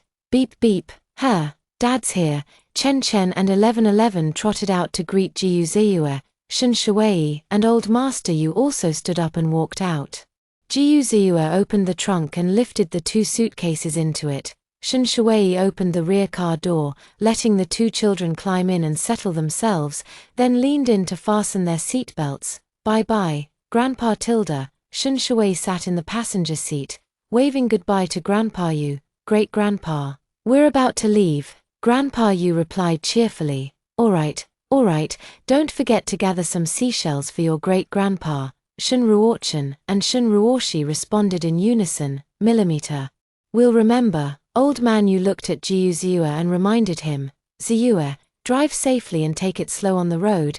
"Got it, Grandpa, don't worry." Jiu Ziyue nodded solemnly. "We'll be off now." The Land Rover slowly pulled out of the Yu family home. As the family of four prepared to embark on their beachside journey, after the children fell asleep in the back seat, Shun Shuwei took off her sunglasses and turned her clear eyes toward Jiu Ziyue, saying, "This morning's news reported something. Old Man Lin has been removed from his position and is now in custody." Jiu Ziyue didn't seem too concerned about the matter and merely responded indifferently, "Oh, I know. Aren't you worried about your childhood sweetheart? She's probably heartbroken right now." After asking this question, Shun Shuwei fixed her gaze on him, not missing any change in his expression. Jiu Ziyue remained indifferent. "It's not like I have nothing better to do. Why would I care about someone insignificant?" With a gentle curve in her brows and eyes, Shun Shuwei smiled and said, "This wasn't your scheme, was it, Shuwei? You guessed right. This was indeed my arrangement." Jiu Ziyue didn't evade the question and directly admitted that this was indeed the result of his planning. Lin Yu had already reached a point of lawlessness, and Jiu Ziyue was very worried that she might do something even more extreme. To protect Shun Shuwei and the child, the Lin family's power must be completely overthrown. Chapter 65. Moving into the beachside villa, the Lin and Jiu families were old friends. with the two patriarchs being former comrades in arms, so their relationship had always been very close. If Lin Yunyu hadn't gone too far, Jiyu Ziyue wouldn't have considered thoroughly investigating the Lin family's assets. The illegal gains amounted to a staggering sum. After Jiyu Ziyue thoroughly investigated, he naturally couldn't shield old man Lin. He directly submitted the evidence to the disciplinary inspection department. Shen Shuwei was surprised for a moment and asked softly, "The Lin family's influence is deeply rooted. You must have put in a lot of effort." "Right," Jiyu Ziyue said slowly, "the resistance is indeed significant. Fortunately, my uncle stepped in and helped eliminate those protective umbrellas as well. Pulling up a radish brings along the mud. Every time a high-ranking official falls from grace, it inevitably drags down dozens of others. Old man Lin had managed to keep his tracks clean all along, but he started hastily transferring assets after Lin Yunyu was imprisoned. In his haste, he inevitably left traces that could be followed. What about Lin Yunyu, that incident last time? Are you just going to let it go?" Having understood Jiyu Ziyue's attitude toward Lin Yunyu, Shen Shuwei was still a bit curious. Would he soften his heart toward this little sister he had grown up with? Him? Jiyu Ziyue chuckled very softly. "He's been sitting in jail for a while now, Shen Shuwei. It seems tonight calls for opening a bottle of red wine to celebrate." Learning that both the grandfather and grandson of the Lin family had ended up in jail, Shen Shuwei lost interest in continuing the conversation about the Lin family and shifted the topic. Discussing other matters with Jiyu Ziyue, unknowingly, they chatted in the car for an hour, their voices low so as not to wake the children. Concerned that Jiyu Ziyue might be tired from driving alone, Shen Shuwei gently asked, "Ziyue, are you tired? Why don't you let me take over the wheel so you can rest for a while?" "I'm fine, I had a big cup of coffee before leaving this morning, so I'm still quite alert. We have over an hour before we reach the resort. Why don't you take a nap?" Jiyu Ziyue replied. Shen Shuwei nodded. "All right then, let me know if you get tired." Bored, she scrolled through her phone for a while until drowsiness gradually set in. Leaning against the headrest, she closed her eyes and fell asleep. When Shen Shuwei woke up, the car was driving along a coastal road with mountains on one side and the sea on the other. She turned to glance at the back seat, where the two little ones were wide-eyed, quietly watching the ocean outside the window. Chen Chen and 1111 had been awake for a while, but since Shen Shuwei was still asleep, Jiyu Ziyue reminded them to keep their voices down. The two little ones were very obedient, sitting quietly and enjoying the scenery. "Mom, are we almost there?" Shen Ruoshi asked Shen Shuwei. "Yes. We should arrive in about 10 more minutes," Shen Shuwei replied, pulling a small box from her bag and opening the lid to pass it back. "Are you hungry? Would you like some cookies?" Shun Ruochan and Shun Ruoshi both reached out to take a piece of biscuit, eating with relish. At that moment, Jiyu Ziyue suddenly spoke up. "Hey, after driving for so long, I'm a bit hungry too." Shen Shuwei blinked and said, "How about you pull over, and we switch seats? I'll take over the driving." If it were a straight road, he could free up a hand to grab a biscuit. But this path was dangerous, with mountains on one side and the sea on the other. This road is very narrow. And parking is prohibited here. Jiyu Ziyue frowned slightly and sighed softly. "It's fine, I'll endure it, we'll reach the resort soon." Hearing his slightly pitiful tone, Shen Shuwei softened and said softly, "If you don't mind, I can feed you a piece." "Of course I don't mind." Jiyu Ziyue's eyes lit up, and the corners of his mouth uncontrollably turned upward. Shen Shuwei picked up a biscuit, leaned in close to him, and quickly popped it into his mouth. Only after completing the action did she belatedly realize, feeding him was a very intimate gesture. The cookie was soft and crumbly, melting in the mouth, filling it with the rich aroma of butter. "Shuwei, I want another piece." Jiyu Ziyue had never been particularly fond of desserts, but the ones she hand-fed him tasted exceptionally delicious. Shen Shuwei's beautiful eyes flickered, a suspicious blush rising to her cheeks as she picked up another biscuit and brought it to his lips. This time, due to a bit of nervousness, she hesitated slightly as she withdrew her hand. Her cool fingertip lightly brushed against his warm lips, and at that fleeting contact, her heart trembled as if struck by an electric shock. She instantly pulled her hand back. Chen Chen, 1111. You too can have the rest of the cookies. Shun Shui's heart pounded like a drum, her words coming out in an unintentional fluster, afraid that Jiyu Ziua might ask her to feed him again. She hastily handed the small box in her hand to Shun Ruochen.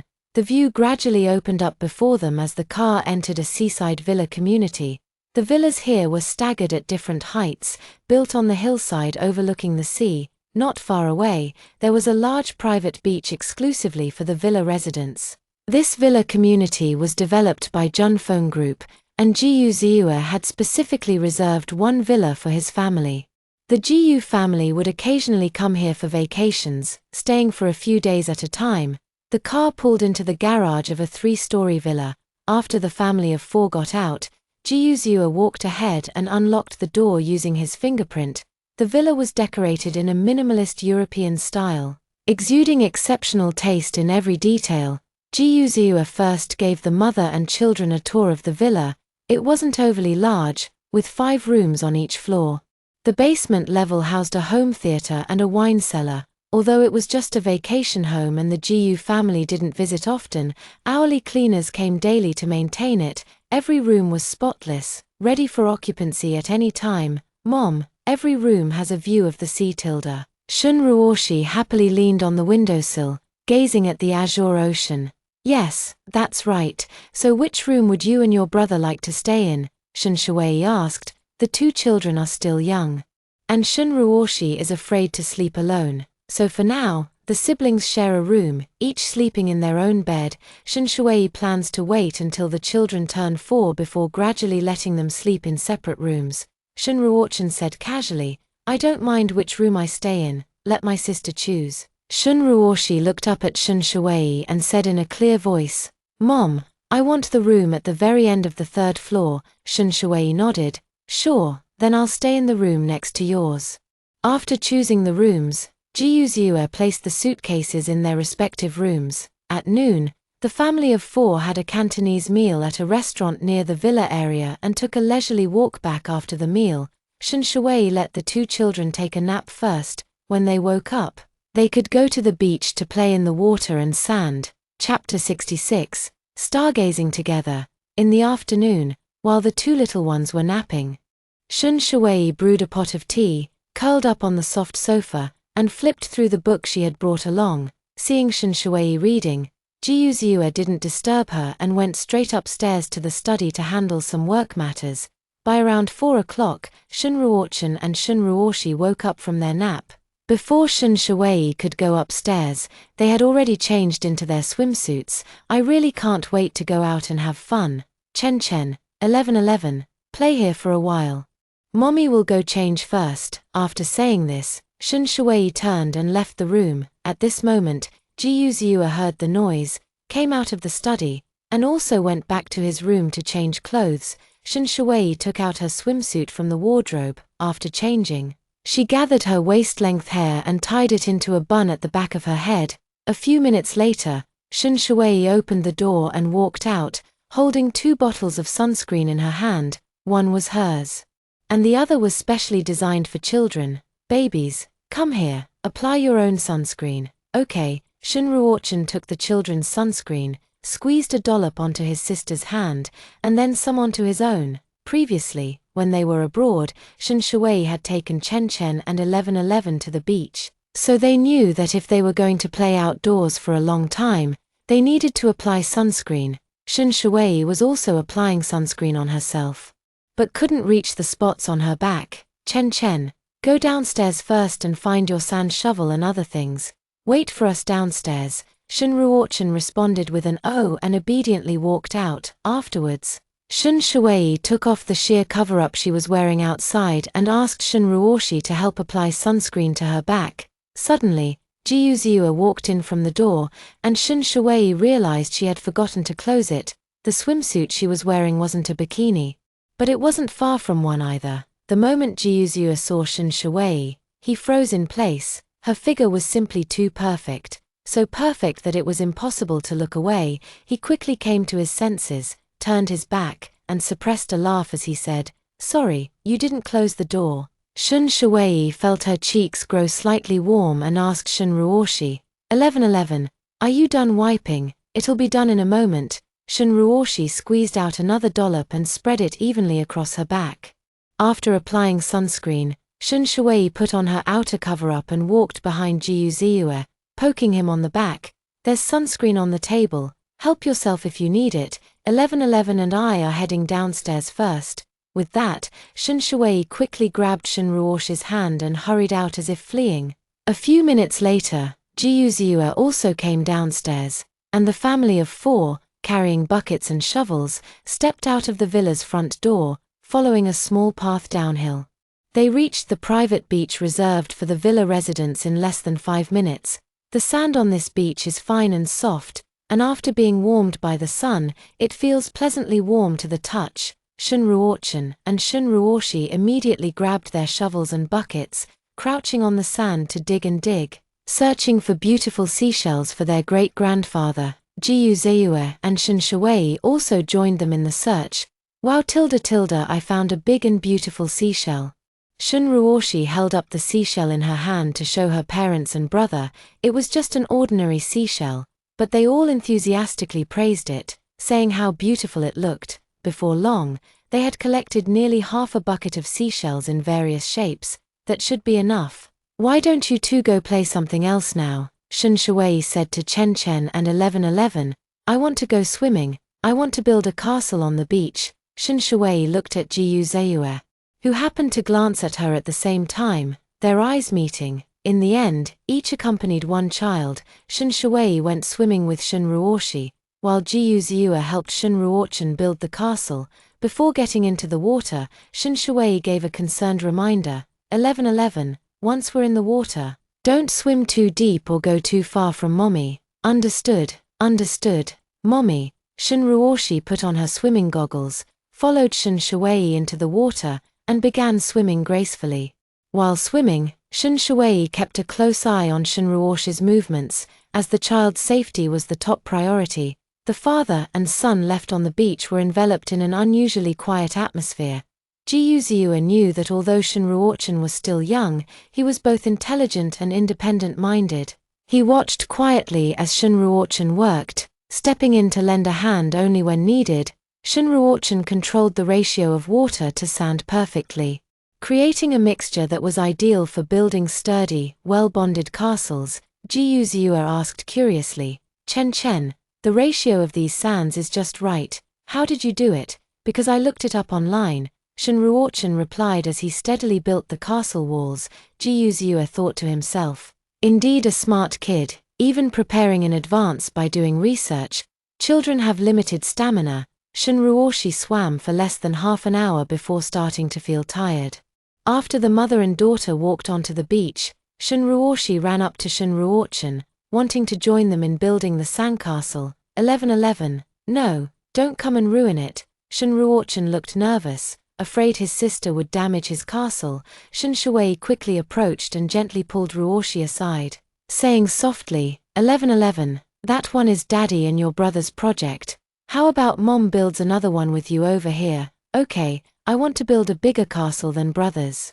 Shun Shuei quickly nodded. Okay, let's go back to the villa to change first, and we'll start soon. Shun Ruochen has been fascinated by all kinds of buildings since childhood, and the models of famous structures in his home are his prized collections. If anyone dared to collapse the castle he had worked so hard to build right in front of him, he would definitely get angry, and it would be a very, very serious anger, the kind that couldn't be soothed. After swimming, both mother and daughter were dripping wet. Shun Shuei first took Shun Ruoshi back to the villa to change clothes before returning to the beach to continue playing in the sand.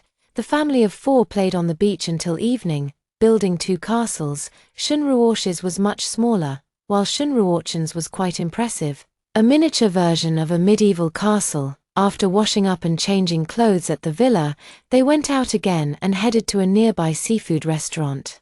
Sitting at a table near the shore, they enjoyed the beautiful sunset while savoring freshly caught seafood. The entire day was spent in joy and relaxation. The 2 little ones were tired from playing in the afternoon. After taking a bath in the evening, they had just laid down when they fell asleep. It saved Shun Shuei the trouble of telling them a bedtime story. Shun Shuwei went downstairs to the living room, where Jiyu Ziyue stood up gracefully and said gently, "Shuwei, would you like to sit on the balcony for a while? The night is beautiful tonight, and you can see many stars." "Sure, it's still early anyway." Shun Shuwei nodded and followed Jiyu Ziyue to the second-floor balcony. The leisure area on the balcony was beautifully arranged, with bright-colored flowers and walls, warm orange ambient lighting, creating an overall romantic Mediterranean vibe. On the glass coffee table, there was red wine prepared in advance by Jiyu Ziyue, along with scented candles. Chapter 67. The atmosphere was a bit ambiguous. The sea breeze blew in their faces, carrying the damp scent of the ocean. Shun Shuwei settled into one of the single-seat sofas. Leaning back loosely against the chair, immersing herself completely in the night, Jiyu Ziyue picked up the decanter and poured wine into the red wine glass. "Shuwei, do you drink?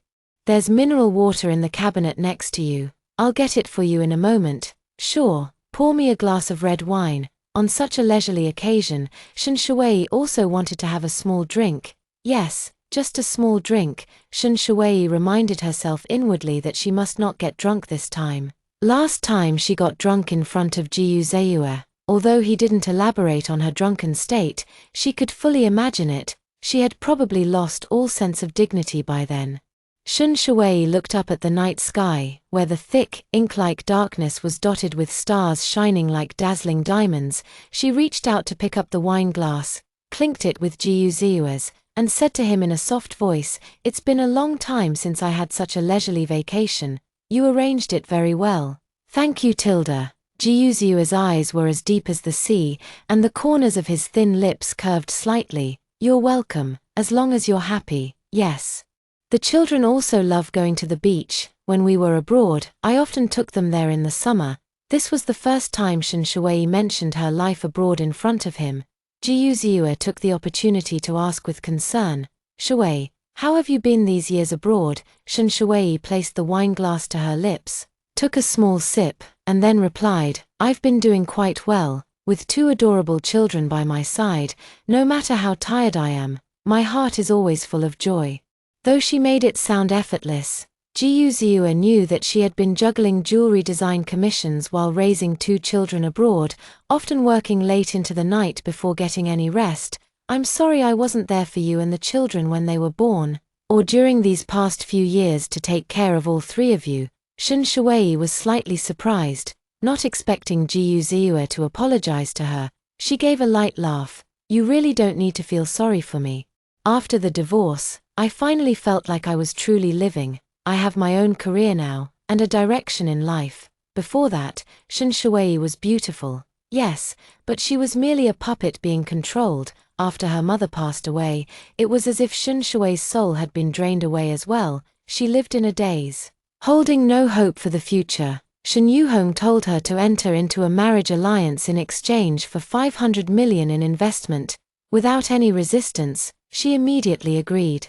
At this moment, Jiyu Ziyue felt deeply distressed. He couldn't bring himself to tell Shun Shuwei that he regretted it, regretted divorcing her, regretted letting her go. Under the warm lighting, the shadows of the potted plants gently swayed on the floor. For a moment, neither of them spoke, sitting quietly as they listened to the waves crashing against the rocks and felt the cool breeze from the sea.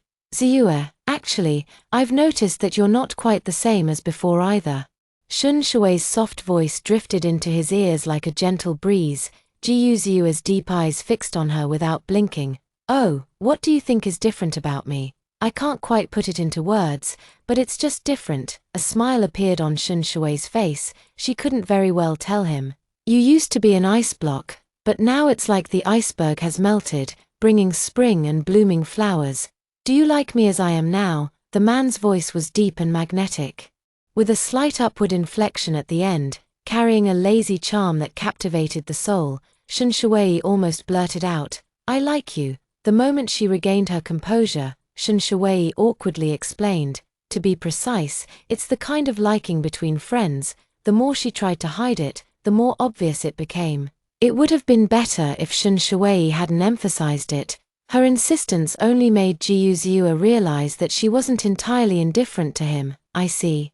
Jiuzue said thoughtfully, looking at her. Perhaps due to the alcohol, a faint blush crept onto her cheeks, making them feel slightly warm. Shen Shuai took a deep breath and, as she turned her head, noticed an old-fashioned record player placed in the corner. She stood up and walked over curiously. This must be Grandpa's stuff, right? I remember when I was little, Grandpa often used this record player to play songs by Teresa Teng and Momo Yamaguchi.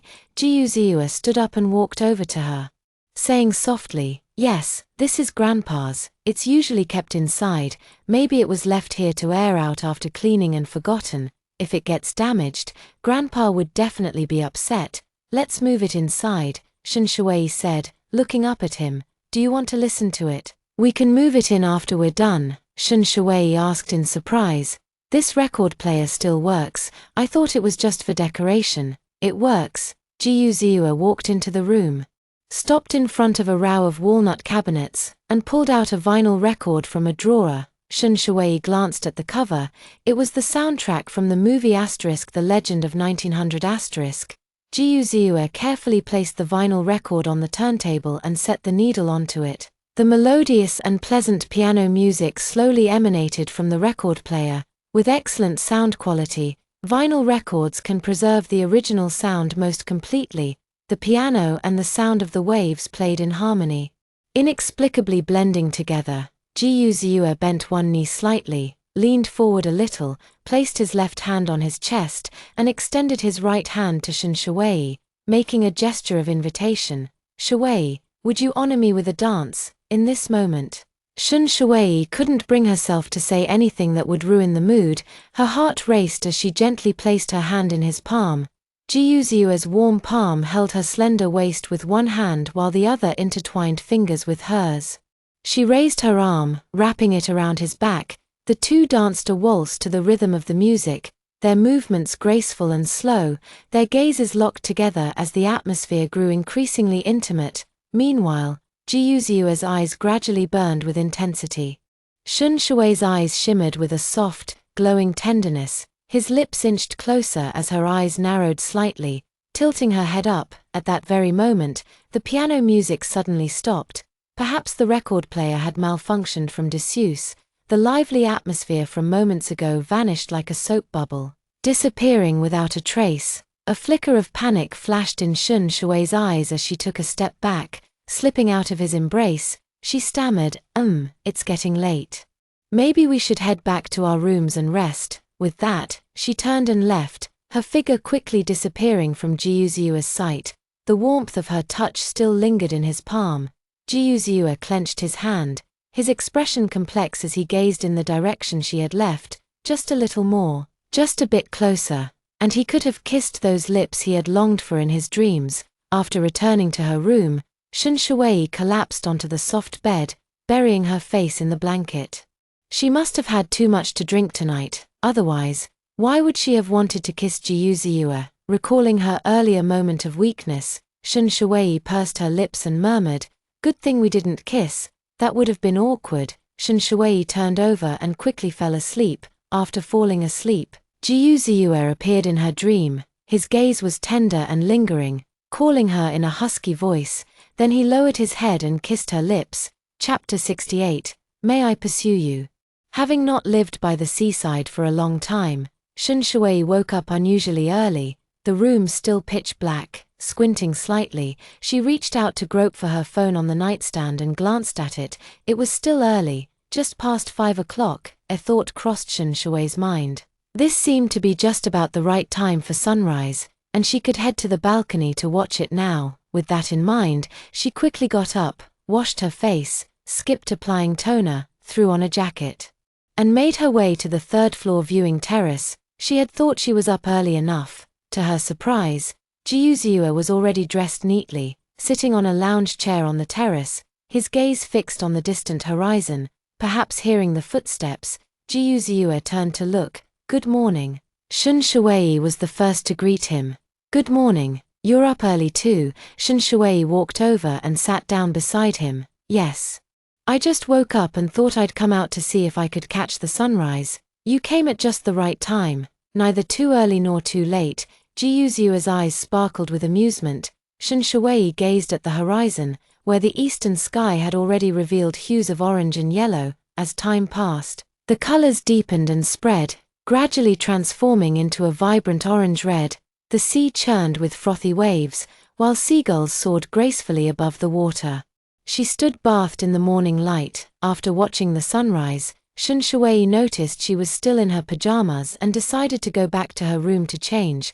Just as Shen Shui stood up, Ji Yuzue suddenly reached out and grabbed her wrist. "What's wrong?" She raised her eyes, looking at him with a puzzled expression. "Shui, there's something I want to tell you." Ji Yuzue's expression was serious, yet seemed a bit nervous. Shen Shui leaned back against the balcony railing, looking at him with composure, waiting to hear what he would say next. Ji Yuzue had rehearsed in his mind many times, but when it came time to actually speak, his mind suddenly went blank. "It's okay, take your time. What exactly happened? What did you want to tell me?" Shen Shui didn't rush him. Instead, she gently reassured him. Ji Yuzue had never been this nervous before. He took a deep breath to steady himself and slowly asked, "Shui, may I pursue you?" Shen Shui froze for a moment, doubting whether she was still in a dream. She pinched her palm with her fingernail and immediately felt the sharp pain. "It's not a dream. I must have misheard." "Ziyue, what did you say? The wind was too loud just now. I didn't hear you clearly." Ji Yuzue raised his voice and shouted, "Shui, can I pursue you?" Shen Shui, hearing him shout so loudly, quickly moved closer to him and covered his mouth. "Keep your voice down, or you'll wake up Chen Chen and 1111. Ji Yuzue nodded to show he understood. Shen Shui finally released her hand from covering his lips. "Shui, did you hear me clearly this time? What if I say no?" Shen Shui's eyes were clear and bright, but a hint of mischief flickered in her smile. "Would you give up?" "Of course not. Then why did you ask me?" I just wanted to formally inform you, so you could be mentally prepared." Ji Yuzue's gaze toward her was filled with unmistakable affection. He no longer wanted to hide his feelings for her. Shen Shui suppressed the fluttering in her heart and responded calmly, "Oh, I know now." Then, she walked away, though she didn't give a clear answer. Ji Yuzue secretly rejoiced in his heart. Her lack of outright refusal meant tacit approval. Between intelligent people, some things don't need to be spelled out. Ji Yuzue had been regretting since last night for not confessing his feelings to Shen Shui after their time alone together last night. Ji Yuzue clearly sensed that Shen Shui wasn't indifferent to him. Therefore, Ji Yuzue no longer wanted to hide his feelings and decided to openly pursue her. Divorcing Shen Shui was the biggest mistake he ever made, and the one he regretted most in his life. He really didn't want to regret it again. Shen Shui walked back to her room with an unusually light step, betraying her current good mood. From their time together during this period, Shen Shui noticed that Ji Yuzue had changed a lot.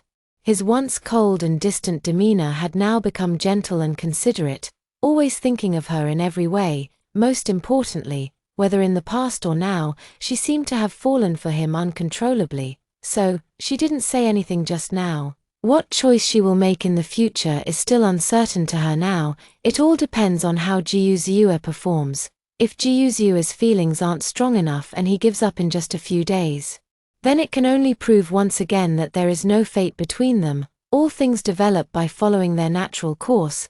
The same goes for matters of the heart. Shen Shui opened the wardrobe and took out a blue floral spaghetti strap dress. After changing her clothes, Shen Shui looked down at the pajamas in her hands and couldn't help muttering, "What a straight guy.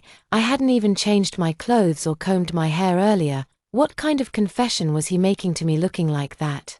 Strictly speaking, it wasn't exactly a formal confession. Shen Shui sat at the dressing table and applied delicate makeup. "I hope my carefully dressed beauty now can make Ji Yuzue quickly forget my disheveled appearance from earlier." Around 7 o'clock, the two little ones also woke up. Hearing the noise next door, Shen Shui walked towards their room. As soon as Shen Shui appeared, the two little ones immediately gathered around her. "Mommy Tilda, oh, you're awake. Did you sleep well last night?" Shen Shui crouched down and hugged the two little ones. "Yeah, slept really well. Go brush your teeth and wash your faces. We need to have breakfast first." Then I'll take you to the beach later. Shun Ruochen and Shun Ruoshi walked to the sink and obediently brushed their teeth and washed their faces by themselves. After finishing their morning routine and changing clothes, Shun Shui led them downstairs. Shun Ruoshi said somewhat reluctantly, "Mom, are we going home this afternoon?" "Yes, we're going home in the afternoon. Tomorrow, you and your brother have to go to school, and Mom has to go to work too." "Oh, alright then." Shun Ruoshi felt she hadn't had enough fun yet, and having to go home so soon inevitably left her with a hint of disappointment. 11:11.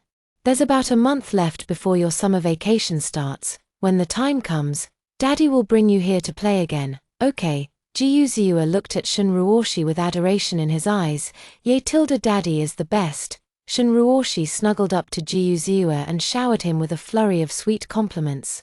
Shun Shui gave a wry smile. Jiuzua had mentioned that the elders in the Jiu family favored daughters over sons, showing particular affection for Jiushiu. Now she realized.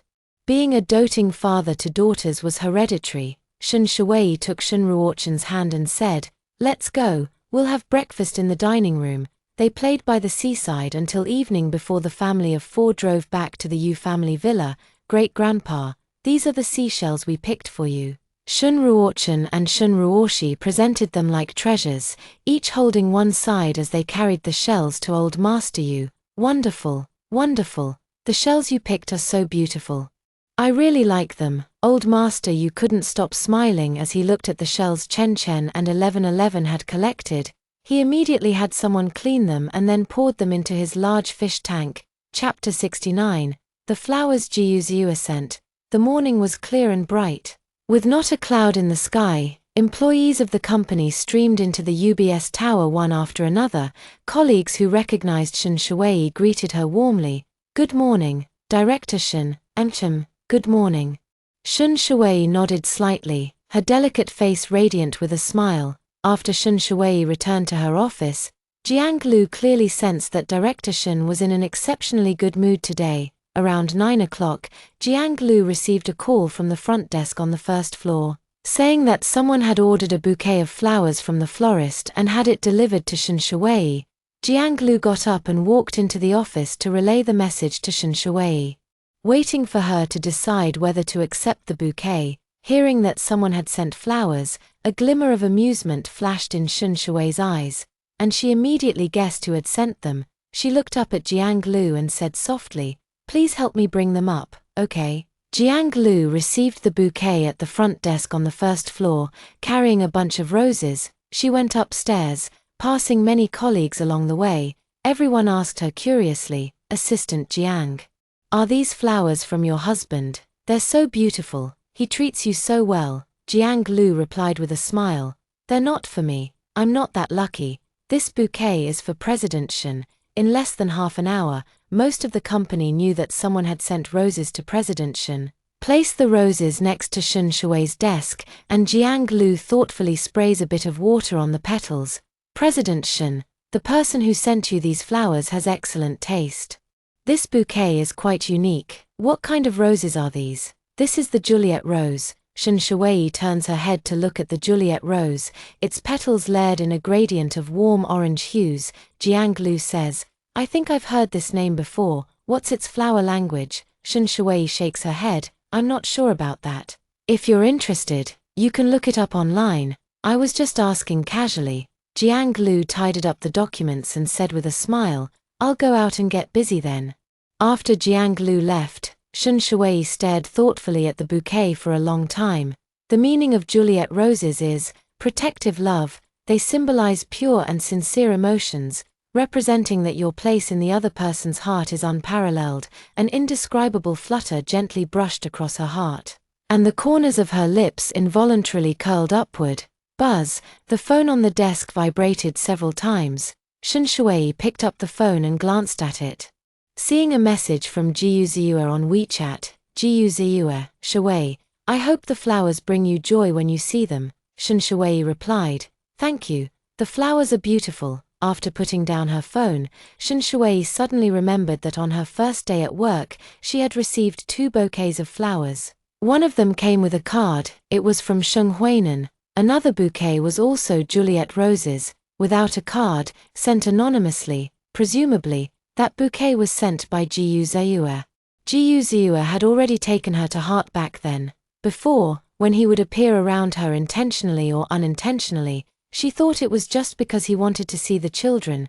Shen Shuwei withdrew her gaze and turned back to the computer screen, continuing with her work. At noon, Shen Shuwei walked to the cafe as usual. As soon as she entered, she saw Xu Qing standing behind the counter, washing coffee cups. Shen Shuwei quickly walked over and greeted Xu Qing. "Auntie, you're here today too." She still addressed the other elders of the Jiyu family by the same titles she had used before the divorce. Not wanting to treat Xu Qing differently, she continued to call her auntie as before. Xu Qing turned around upon hearing Shen Shuwei's voice and glanced at her. "Hey, Shuwei, I had nothing to do at home, so I came to the shop to see if there was anything I could help with. Turns out, business is pretty slow." "Oh, it's lunchtime now, in about an hour. After the nearby office workers finish their lunch, many will come to buy coffee. Business is good. I never expected that Shiyu's cafe would turn out so well." Xu Qing wiped her hands clean and placed the cups into the sterilizer. Shen Shuwei said to Xu Qing, "Shiyu put a lot of effort into opening this cafe." At that moment, Jiyu Shiyu came out of the small kitchen carrying dishes, and Shen Shuwei quickly went over to help. After sitting down at the dining table, Xu Qing placed a piece of braised beef in Shen Shuwei's bowl and said gently, "Shuwei, this is the braised beef I made, try it and see how you like it." Shen Shuwei ate 2 pieces of the beef and praised with a smile, "Auntie's cooking is as delicious as ever. You both work hard, so eat more." Xu Qing served generous portions of food to both Jiyu Shiyu and Shen Shuwei. Jiyu Shiyu looked at the small mountain of bowls piled in front of her and said softly, All right, Mom, you've given me so much, I can't finish it all. Haven't seen you in months, and you've gotten so thin. If you don't eat more, one of these days a typhoon will come and blow you away." Xu Qing muttered a few words but didn't continue serving them more food. Jiyu Shiyu's lips twitched slightly. She had been eating out with Qiao Yang frequently lately and had already gained 5 or 6 pounds. There's a kind of thinness called "Mom thinks you're too thin." After lunch, seeing there weren't many customers in the shop, Xu Qing once again tried to persuade Jiyu Shiyu to go on a blind date. "Shiyu, Mom isn't forcing you to get married right away. Just go have a meal with him. If you don't like him, think of it as making another ordinary friend." Qiao Yang happened to hear these words from Xu Qing as he walked into the cafe. Noticing Jiyu Shiyu's silence, Xu Qing continued, "Listen to me, Yin Shixian is really outstanding. He started his own business while studying at Wharton School. His family comes from a scholarly background." Shen Shuwei, sitting nearby, let out a helpless sigh. The moment she raised her eyes, she saw Qiao Yang standing not far away. "Qiao Yang," Shen Shuwei called out, also signaling Jiyu Shiyu that Qiao Yang had arrived. Jiyu Shiyu turned her head, and the moment she saw Qiao Yang, a hint of panic flashed in her eyes. "Mom, please, can we talk about this at home?" Without waiting for Xu Qing to respond, Jiyu Shiyu went straight to Qiao Yang's side, and the two walked in side by side. Jiyu Shiyu didn't know how long Qiao Yang had been there or whether she had heard what her mother just said. "Qiao Yang, which coffee do you feel like having today? Give me a cup of mandheling," Qiao Yang asked with a smile.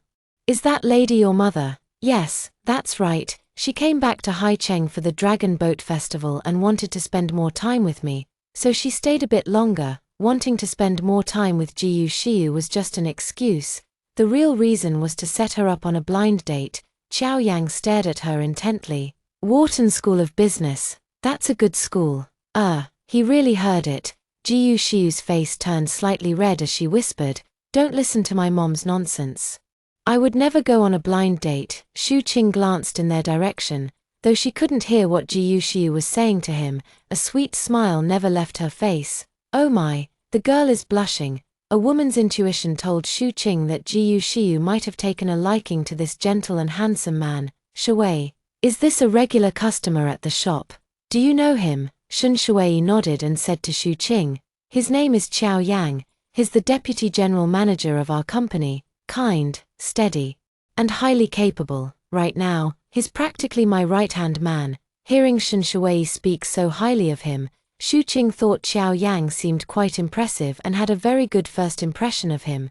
Chapter 70. Looking for a violin tutor, Shu Qing quietly asked Shen Shui about Xiao Yang's situation. While Jiyu Shiyu stood at the counter with Xiao Yang, chatting and laughing, after a while, Xiao Yang's coffee was packed, and he turned around carrying it. Shen Shui looked up at him and said, "Xiao Yang, I'm planning to head back to the company too. Let's go together." "Sure," Xiao Yang replied, then glanced at Shu Qing and nodded politely. "Auntie, we'll be going now." Shu Qing didn't expect Xiao Yang to greet her and was momentarily stunned before replying, "Okay, take care on your way, Auntie. I'm heading back to the company first," Shen Shui said, picking up the takeout coffee cup from the table and walking out with Xiao Yang, on their way back to the company. Xiao Yang asked curiously, "President Shen, are you and Shiyu related? Why did you call her mother Auntie?" Shen Shui fell silent for a moment, recalling that Jiyu Shiyu hadn't yet revealed the Jiyu family's true status to Xiao Yang. She couldn't tell Xiao Yang the whole truth. "Oh, we're not relatives. It's just that our families are very close, like family. I call her father uncle and her mother aunt." "I see." Xiao Yang nodded and said, "I thought you were relatives." Shen Shui smiled but didn't say anything more. Jiyu Shiyu's concerns were not unfounded. The gap in family backgrounds between her and Xiao Yang was simply too vast. If he had known from the beginning that she was the eldest daughter of the Jiyu family, he would definitely have chosen to keep his distance from her. However, if he doesn't say it now, he will have to say it sooner or later. When the time comes, what needs to be faced will still have to be faced. In the evening, Shen Shui and Old Master Yu returned home at about the same time. As soon as Old Man Yu got out of the car, he saw Shen Shui's car driving in. He stood by the wall, waiting for her to park. Shen Shui stepped out of the car, looked up at Old Master Yu, and smiled slightly. "Grandfather, Shui." Old Man Yu chuckled teasingly. "I heard you received a bouquet of flowers today. Do you have an admirer?" I guess so." Old Man Yu then asked, "Oh, was it that brat Ziyu who gave it to you?" Shen Shui nodded again. "That's right. How did you know it was him?" "Grandpa, I could tell long ago that Ziyu wanted to get back together with you." Old Man Yu walked over to Shen Shui and asked softly, "Did you agree to him?" "I didn't agree, but I didn't refuse either." Shen Shui had a favorable impression of Jiyu Zeyue. Giving him a chance was also giving herself a chance. The two walked back into the house. Old Master Yu was sitting in the living room watching TV, while Shen Shui went upstairs to check on the children. In the children's room, Shun Ruochen and Shun Ruoshi were sitting on small stools, playing with building blocks, stacking the colorful blocks high. "Mommy." Seeing Shen Shui walk in, the two little ones happily gathered around her. Shen Shui played with them for a while, and during their conversation, she checked in on how their day at kindergarten had gone. At the scheduled time, Shen Shui took them to the piano room to practice for an hour. After the practice session, Shen Shui gently patted Shun Ruochen's head and asked softly, Chen, you seemed a bit distracted while playing the piano today." "Mom, I feel more interested in the violin." Shun Ruochen looked up at Shun Shui with a serious expression and said, "I want to learn the violin, not the piano. Is that okay?" "Of course, for things like musical instruments, painting and calligraphy, dance, or chess. If you don't like them, I won't force you to learn. Every child has a different personality and different interests. Just as Shun Ruoshi is interested in painting, Shun Ruochen is fascinated by architecture and programming. Chen, Mommy doesn't know how to play the violin. If you want to learn, I'll specially hire a teacher for you. Is that okay?" Shun Shui said softly. "Okay, thank you, Mommy." Shun Ruochen politely expressed his gratitude, thanking Shun Shui for her understanding and arrangement. Shun Shui didn't know anyone majoring in violin, so she could only ask her friends for recommendations. After dinner, Shun Shui gave Shung Sungyu a call. Half a minute after the call connected, Shung Sungyu finally answered. "Hello, Shui. Are you busy right now? I just finished filming my scenes and am about to head back to the dressing room to remove my makeup. We can keep talking. Go ahead." The sound of a door opening came through the phone. Shung Yu must have returned to the dressing room, Shun Shui said slowly. it's nothing urgent. It's just that your godson doesn't want to learn piano anymore, he says he wants to learn violin instead. Oh, this little guy has quite the strong opinion, doesn't he, Sungyu? Do you know any private violin teachers? Sungyu thought for a moment and replied, I have a junior who graduated from the Sydney Conservatorium of Music. She's been playing the violin since she was a child. She just resigned from an orchestra. Should I ask her? Sounds good, I'll leave it to you, then. No problem, just wait for my news. Okay, then go ahead and remove your makeup first, get back to the hotel early and rest. Alright, that's it for now, I'll ask my junior later. Bye Tilda. After hanging up the phone, Shun Shui picked up her pajamas and headed into the bathroom to take a shower. Second floor of the Jiyu family villa, Jiyu Shiu leaned against the headboard, a tablet resting on her lap as she watched a drama while wearing a face mask. Oh, the drama she's currently watching is Half City Mist and Rain, in which Shung Sungyu plays the female lead's rival. Every time she reached an exciting part, Jiyu Shiu couldn't help but send Shung Sungyu a message, praising her performance. Knock knock knock. A series of knocks came from outside the door.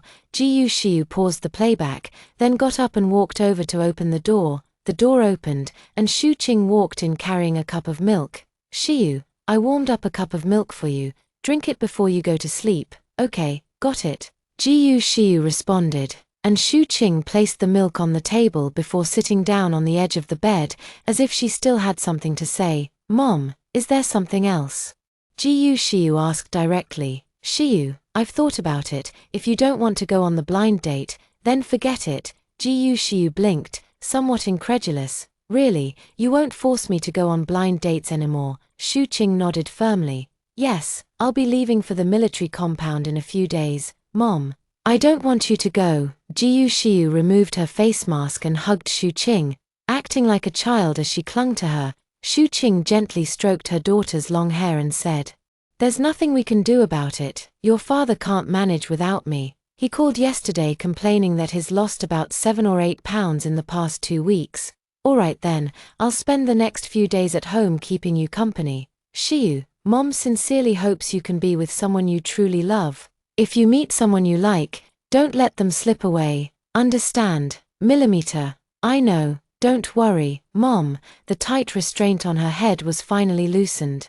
And Jiyu Shiu let out a sigh of relief. Chapter 71. First meeting with Ningguani. The next morning, at the Yu family villa, Shun Shui stood by the large floor-to-ceiling window in the living room, holding a cup of coffee, gazing at the vibrant pink roses blooming in the garden, a lush and colorful sight.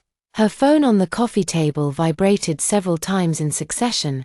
She turned around, set down her coffee cup, picked up the phone, and answered the call. Shun Shui hadn't even spoken yet when Shung Sungyu's gentle voice reached her ears. Good morning, Shui. Good morning, Sungyu. Calling me so early, does this mean there's news about what we discussed last night? Yes, I left a message for my junior last night, and she called me back this morning. Is she willing to come and teach Chen Chen?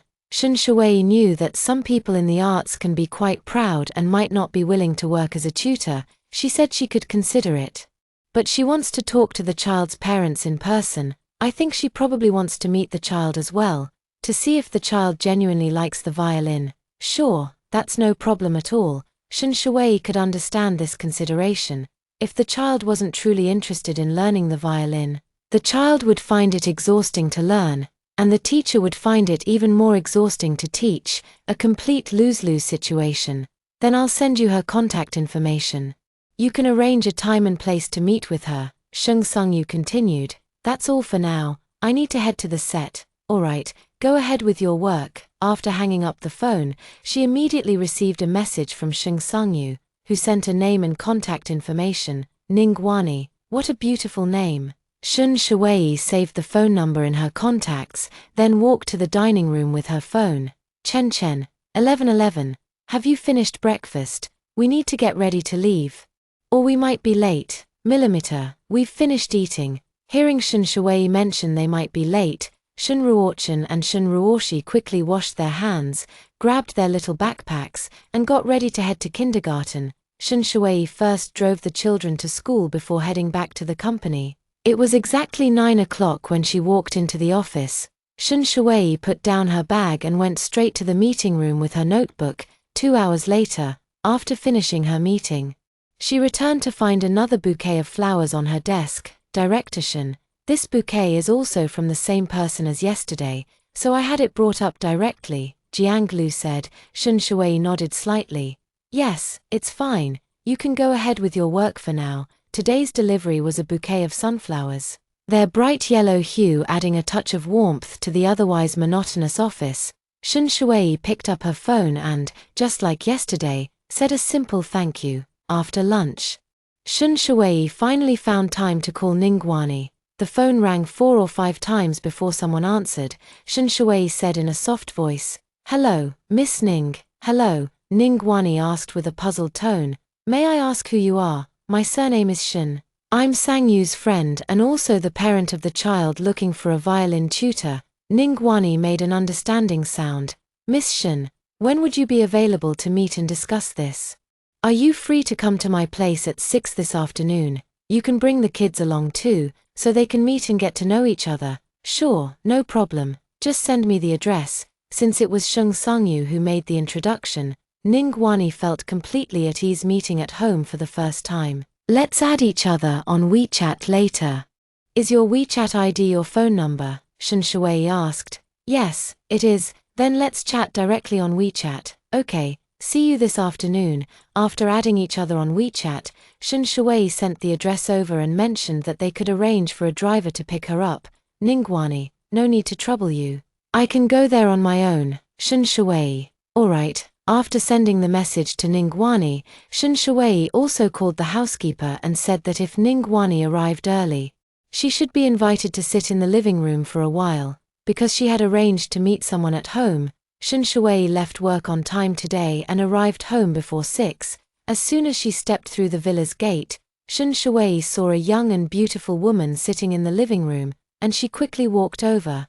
"You must be Miss Ning, right?" Hearing Shun Shui's voice, Ningguani stood up, nodded slightly, and smiled, saying, "Yes, I'm Ningguani, I'm Shun Shui." Shun Shui extended her hand and gently shook hands with Ningguani. Then the two sat down to have tea. "Miss Shun, this is my resume. Please take a look." Ningguani placed the resume in front of Shun Shui. Shun Shui glanced briefly, a look of surprise appearing on her face. "Miss Ning, you came from a renowned orchestra in Vienna. Why would you be willing to take this job? That's an orchestra countless people would fight tooth and nail to get into. My parents are getting older, and I wanted to spend more time with them, so I resigned and returned to China." Shun Shui remarked, "With your credentials, there must be many orchestras in China eager to have you, right?" Ningguani pursed her lips and said softly, "Because I'm a bit socially anxious and don't like interacting with too many people. I don't really want to join an orchestra again." "Oh, I see." Shun Shui looked up at her with a smile and said, "Then it seems I've lucked out. I brought my violin. May I play a piece for you here?" Hearing Ningguani say this, Shun Shui finally noticed a brown violin case standing beside the sofa. "Feel free." Shun Shui straightened her back, adopting a posture of attentive listening. Ningguani crouched down, took out the violin from the case, then stood up and placed the violin on her left shoulder. Holding the bow in her right hand, she performed Canon in D major, a very classic and renowned composition. Shun Shui closed his eyes, listening to the beautiful violin music as if he were in a concert hall attending a performance. After Ningguani finished playing the piece, a round of applause came from beside the living room.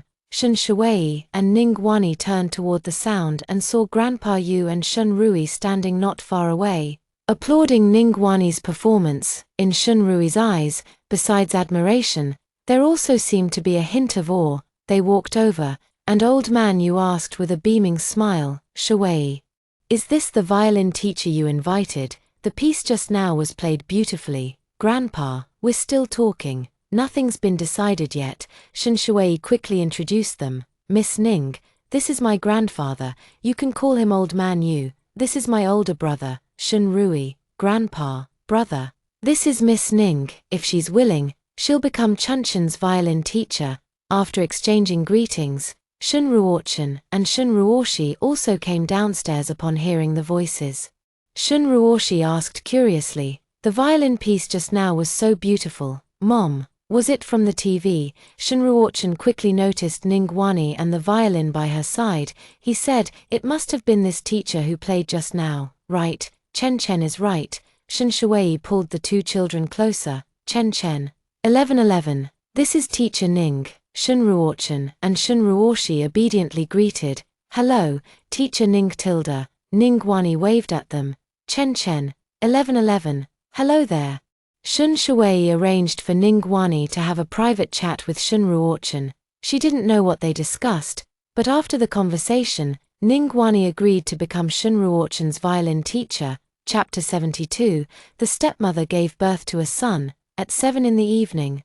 The sky outside the window had already darkened. Having decided to take on the job, Ningguani prepared to say goodbye. "Miss Ning, you haven't had dinner yet, have you? Why not stay and eat with us?" Old Master Yu said to Ningguani. Ningguani politely declined. "Thank you for your concern, Mr. Yu, but my parents are waiting for me to have dinner together at home," Shun Shuwei said softly. "Then I'll arrange for the driver to take you back." "All right, thank you, Miss Shun." Ningguani bent down to pick up the violin case, but a hand reached out beside her, lifting the case faster than she could. "Miss Ning, let me help you to the car," Shun Rui said with a slight smile. His gentle eyes fixed on Ningguani. Ningguani nodded sheepishly. "Mr. Shun, I appreciate your help. You're welcome." Shun Rui walked out with Ningguani. Shun Shuwei watched their departing figures with some skepticism. Since when did her straight-as-an-arrow brother know how to take the initiative in caring for a woman? And it was a woman she had just met. After dinner, Shun Rui sat on the terrace smoking a cigarette, while Shun Shuwei walked over and took a seat in the chair beside him. The siblings sat quietly for a while. Shun Rui looked up at the night sky, slowly exhaling a smoke ring before stubbing out his cigarette in the ashtray. "Bro, you were pretty proactive today." What do you mean by proactive?" Shun Shuwei said this out of the blue, and Shun Rui didn't understand what she meant. "I mean, you carried Miss Ning's violin case for her," Shun Shuwei teased with a playful wink, asking, "You're not falling in love at first sight, are you, Shuwei?" "I've met her before," Shun Rui said, his gaze distant, as if lost in some memory. Shun Shuwei widened her eyes and asked further, "You knew her before, then why did you two act like strangers?" Shun Rui shook his head and said, "It was just a brief encounter. I don't actually know her. I've attended a concert performed by her orchestra." "When was that?" "About a year ago. I went to the UK to visit you all, and then made a trip to Vienna, where I stayed for a few days." The entire orchestra consists of dozens of people, yet he had seen Ningguani once a year ago and could still remember her so clearly. It must have left a very deep impression. "She was special," Shun Shuwei said slowly. "While listening to her play, I could already picture her standing on stage, radiant in a long dress. So I remembered her." Shun Rui reached for the cigarette box, and Shun Shuwei slapped the back of his hand with a smack. "Bro, you should smoke less." All right. Shun Rui put the cigarette box on the table into his pocket. Shun Shuwei stood up, stretching her arms. "I need to go put the two little ones to bed." "All right, I'll head downstairs to watch TV with Grandpa for a while." Shun Rui also stood up and turned to walk back into the house from the terrace. Shun Shuwei entered the children's room and patiently read picture books to Chen Chen and 11:11. After the children fell asleep, she went downstairs to pour a glass of warm water and carried it to the living room. Grandpa Yu was watching financial news on TV, while Shun Rui was looking down at his phone, seemingly texting someone. A few minutes later, Shun Rui glanced up at Shun Shuwei. The brother and sister have always had a tacit understanding. Seeing his look, Shun Shuwei hurriedly asked, "Brother, what's wrong?" Old man Yu turned down the TV volume and fixed his gaze on Shun Rui. Shun Rui said, "I just received news that Mu Ru has gone to the hospital to give birth. Oh, Shun Yuhong's illegitimate son is finally about to be born." A hint of amusement flashed in Shun Shuwei's eyes. Finally, there would be some good drama to watch. Alas, speaking of Shun Yuhong, the old man shook his head in disappointment. "Your father, that muddle-headed fool. Couldn't even tell he was being cuckolded. he still treats that woman like a treasure, dotes on her endlessly, even abandoning his own children in the process, Shen Shui said coldly. From the day he kicked me out of the house, I stopped considering him my father. I won't be hurt by his neglect anymore. Yeah, same here. Although he hasn't kicked me out of the house yet, he's already making plans to leave the family fortune to that woman and the child she bore, bro. I can't wait to see the look on his face when he finds out the truth. Shunrui smiled and said, it's just a matter of these couple of days. I've already prepared all the evidence. Then let's wait for the curtain to rise. Around 10 in the morning the next day, while Shun Shuwei was busy with work, he received a message from Shunrui. Shunrui, Mu-Ru has given birth. When should we go over? Shun Shuwei thought for a moment and replied to Shunrui, let him bask in his moment of pride first. We'll go over in the evening. After work, Shun Shuwei bought some fruit and then drove to Dekang Hospital, meeting up with Shunrui in the hospital parking lot. Shun Shuwei opened the trunk and took out a fruit basket. Shunrui quickly reached out and took it from her hands. Shuwei, you're really thoughtful. You even bought a fruit basket specially. I bought the cheapest one. Shun Shuwei replied with a carefree smile, we do have manners, after all, gotta keep up appearances. Shunrui smiled and said, she only deserves the cheapest ones. The siblings walked through the hospital entrance, carrying the fruit basket straight to the 6th floor, stopping in front of room 602. Shun Shuwei raised her hand and knocked on the door. Knock, knock, knock. Shun Yuhong's voice came from inside. Come in. Shun Shuwei and Shunrui opened the door and entered. Shunrui casually handed the fruit basket to Shun Yuhong and said, congratulations, I heard you've got a big, healthy baby boy. Why are you here? Shun Yuhong glared at Shun Shuwei and Shunrui, his brows furrowed with a look of disgust. Congratulations to you. Look, we even brought a fruit basket. We came specifically to see you and your aunt. Take your fruit basket and leave. The new mother needs rest. Mu-Ru, who had been sleeping in bed, was awakened by the voices of the three. She looked surprised to see Shun Shuwei and Shunrui in the room. Naturally, Mu-Ru shared Shun Yuhong's sentiment. She wasn't welcoming the siblings either. What are you here for? Shun Shuwei ignored Mu-Ru and instead looked at Shun Yuhong with a smile. Born over a month premature, yet a big, healthy baby boy weighing over 7 pounds, you must be very happy, right? However, I've heard that premature babies usually weigh less. Generally, they don't exceed 5 or 6 pounds. Hearing Shun Shuwei's words, a sharp glint flashed in Mu-Ru's eyes. Chapter 73. Shun's father secretly conducts a paternity test. The twilight sank into darkness, and the room was so quiet you could hear a pin drop. Mu-Ru suppressed the panic in her eyes and said in a weak, trembling voice, Shuwei, does it really upset you so much that I gave birth to a healthy child? He's still so young. How could you harbor malice toward him? Heir. Shun Shuwei let out a low chuckle. Of course, I'm very happy you could give birth to a healthy child. But I'd be even happier if this child truly carried the Shun family's bloodline. Shun Yuhong couldn't bear to listen any longer. With a face full of anger, he said to Shun Shuwei, you unfilial daughter, what nonsense are you spouting here? Stop sowing discord, get out of here. As he spoke, Shun Yuhong even reached out. Attempting to physically drive Shun Shuwei out, Shunrui reached out to stop Shun Yuhong, gripping his wrist tightly, rendering him unable to move. Don't touch my sister with your filthy hands, Shunrui, let go. Shun Yuhong felt the pain in his wrist. I must have committed some sin in my past life to have raised two ungrateful wretches like you. Shunrui released Shun Yuhong's wrist. Affected by the momentum, Shun Yuhong stumbled and nearly fell to the ground. Shun Yuhong was still cursing under his breath. Shunrui took out a tablet and opened one of the videos.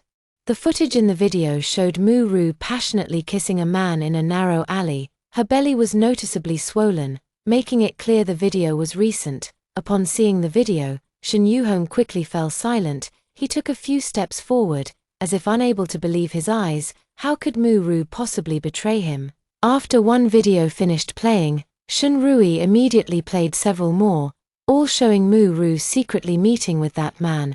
When he saw the man's face clearly, Shun Yuhong's expression was filled with shock. It was actually Zhong Tianlei, the driver who drove for him every day. In other words, these two might have been flirting right in front of him, and he just hadn't noticed, or perhaps, when he wasn't at home, these two were on the master bedroom's large bed. Moo-roo. Shun Yu-hong's eyes were red with anger as he rushed to the bedside, furious. You'd better give me a reasonable explanation. I've never done these things. What is there to explain?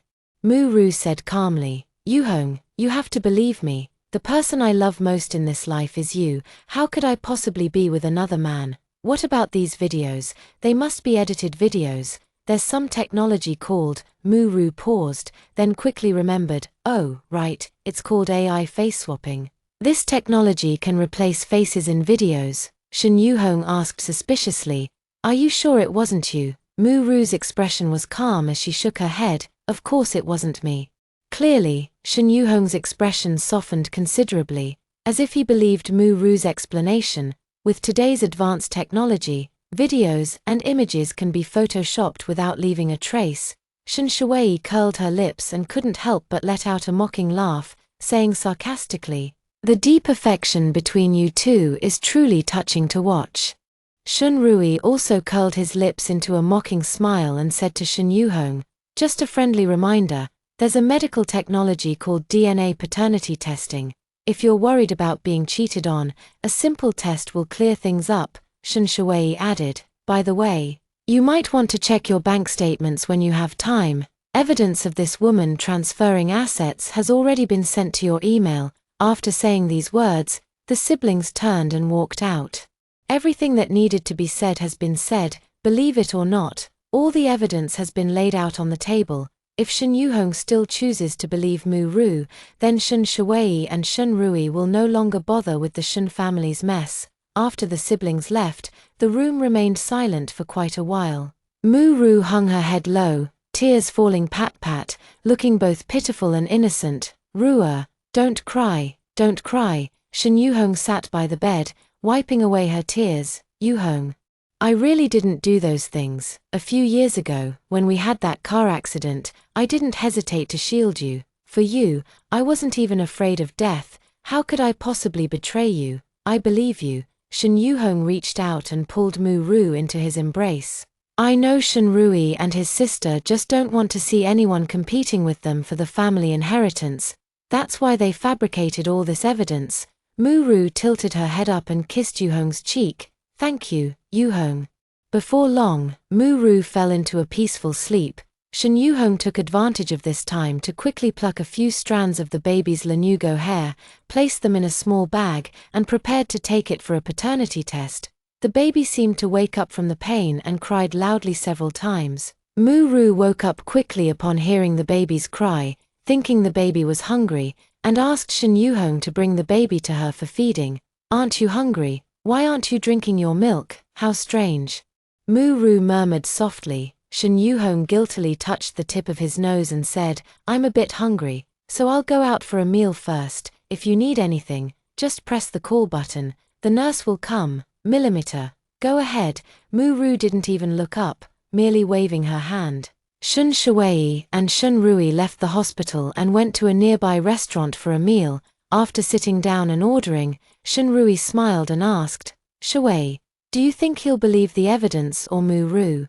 Shun Shui took a sip of tea and said slowly, for someone like him, once suspicion arises, he will definitely investigate. Millimeter. I think so too. Whether he believes the evidence we provided or not, he'll verify it himself. Shun Shui curled the corners of her lips slightly and said, then let's wait and continue watching the show. They guessed correctly. Using the excuse of eating, Shun Yu-hong left the hospital and immediately sought out 2 paternity testing agencies.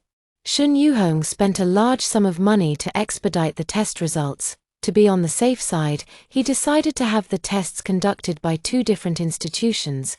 Whether Moo-roo had an affair is not the most important thing. The most crucial question is whether the child Moo-roo gave birth to is actually his. Originally, Shun Yu-hong had planned to leave the company to the son Moo-roo bore in the future. Now, he has to reconsider. Whether it's his child or not is still up for debate. After handing over the baby's hair to the testing agency, Shun Yu-hong drove aimlessly, overwhelmed by endless uncertainty. Mu-Ru, and his younger son were the people he cherished most. If the test results confirmed the younger son wasn't his child, it would indisputably mean Mu-Ru had betrayed him. He naturally wouldn't keep Mu-Ru by his side and would drive her and the bastard out of the Shen family together. From then on, there was no one left by his side. All these years, he had maintained an indifferent attitude toward his children, cutting ties with his daughter and showing neither care nor concern for his son, always keeping his guard up. Shen Yuhong suddenly realized that in the end, all his efforts had come to nothing. Thank you for watching. This is a long novel. Friends who want to see the follow-up, please leave a comment below saying looking forward to the next part or give the video a like. I'll update promptly based on your feedback. See you next time.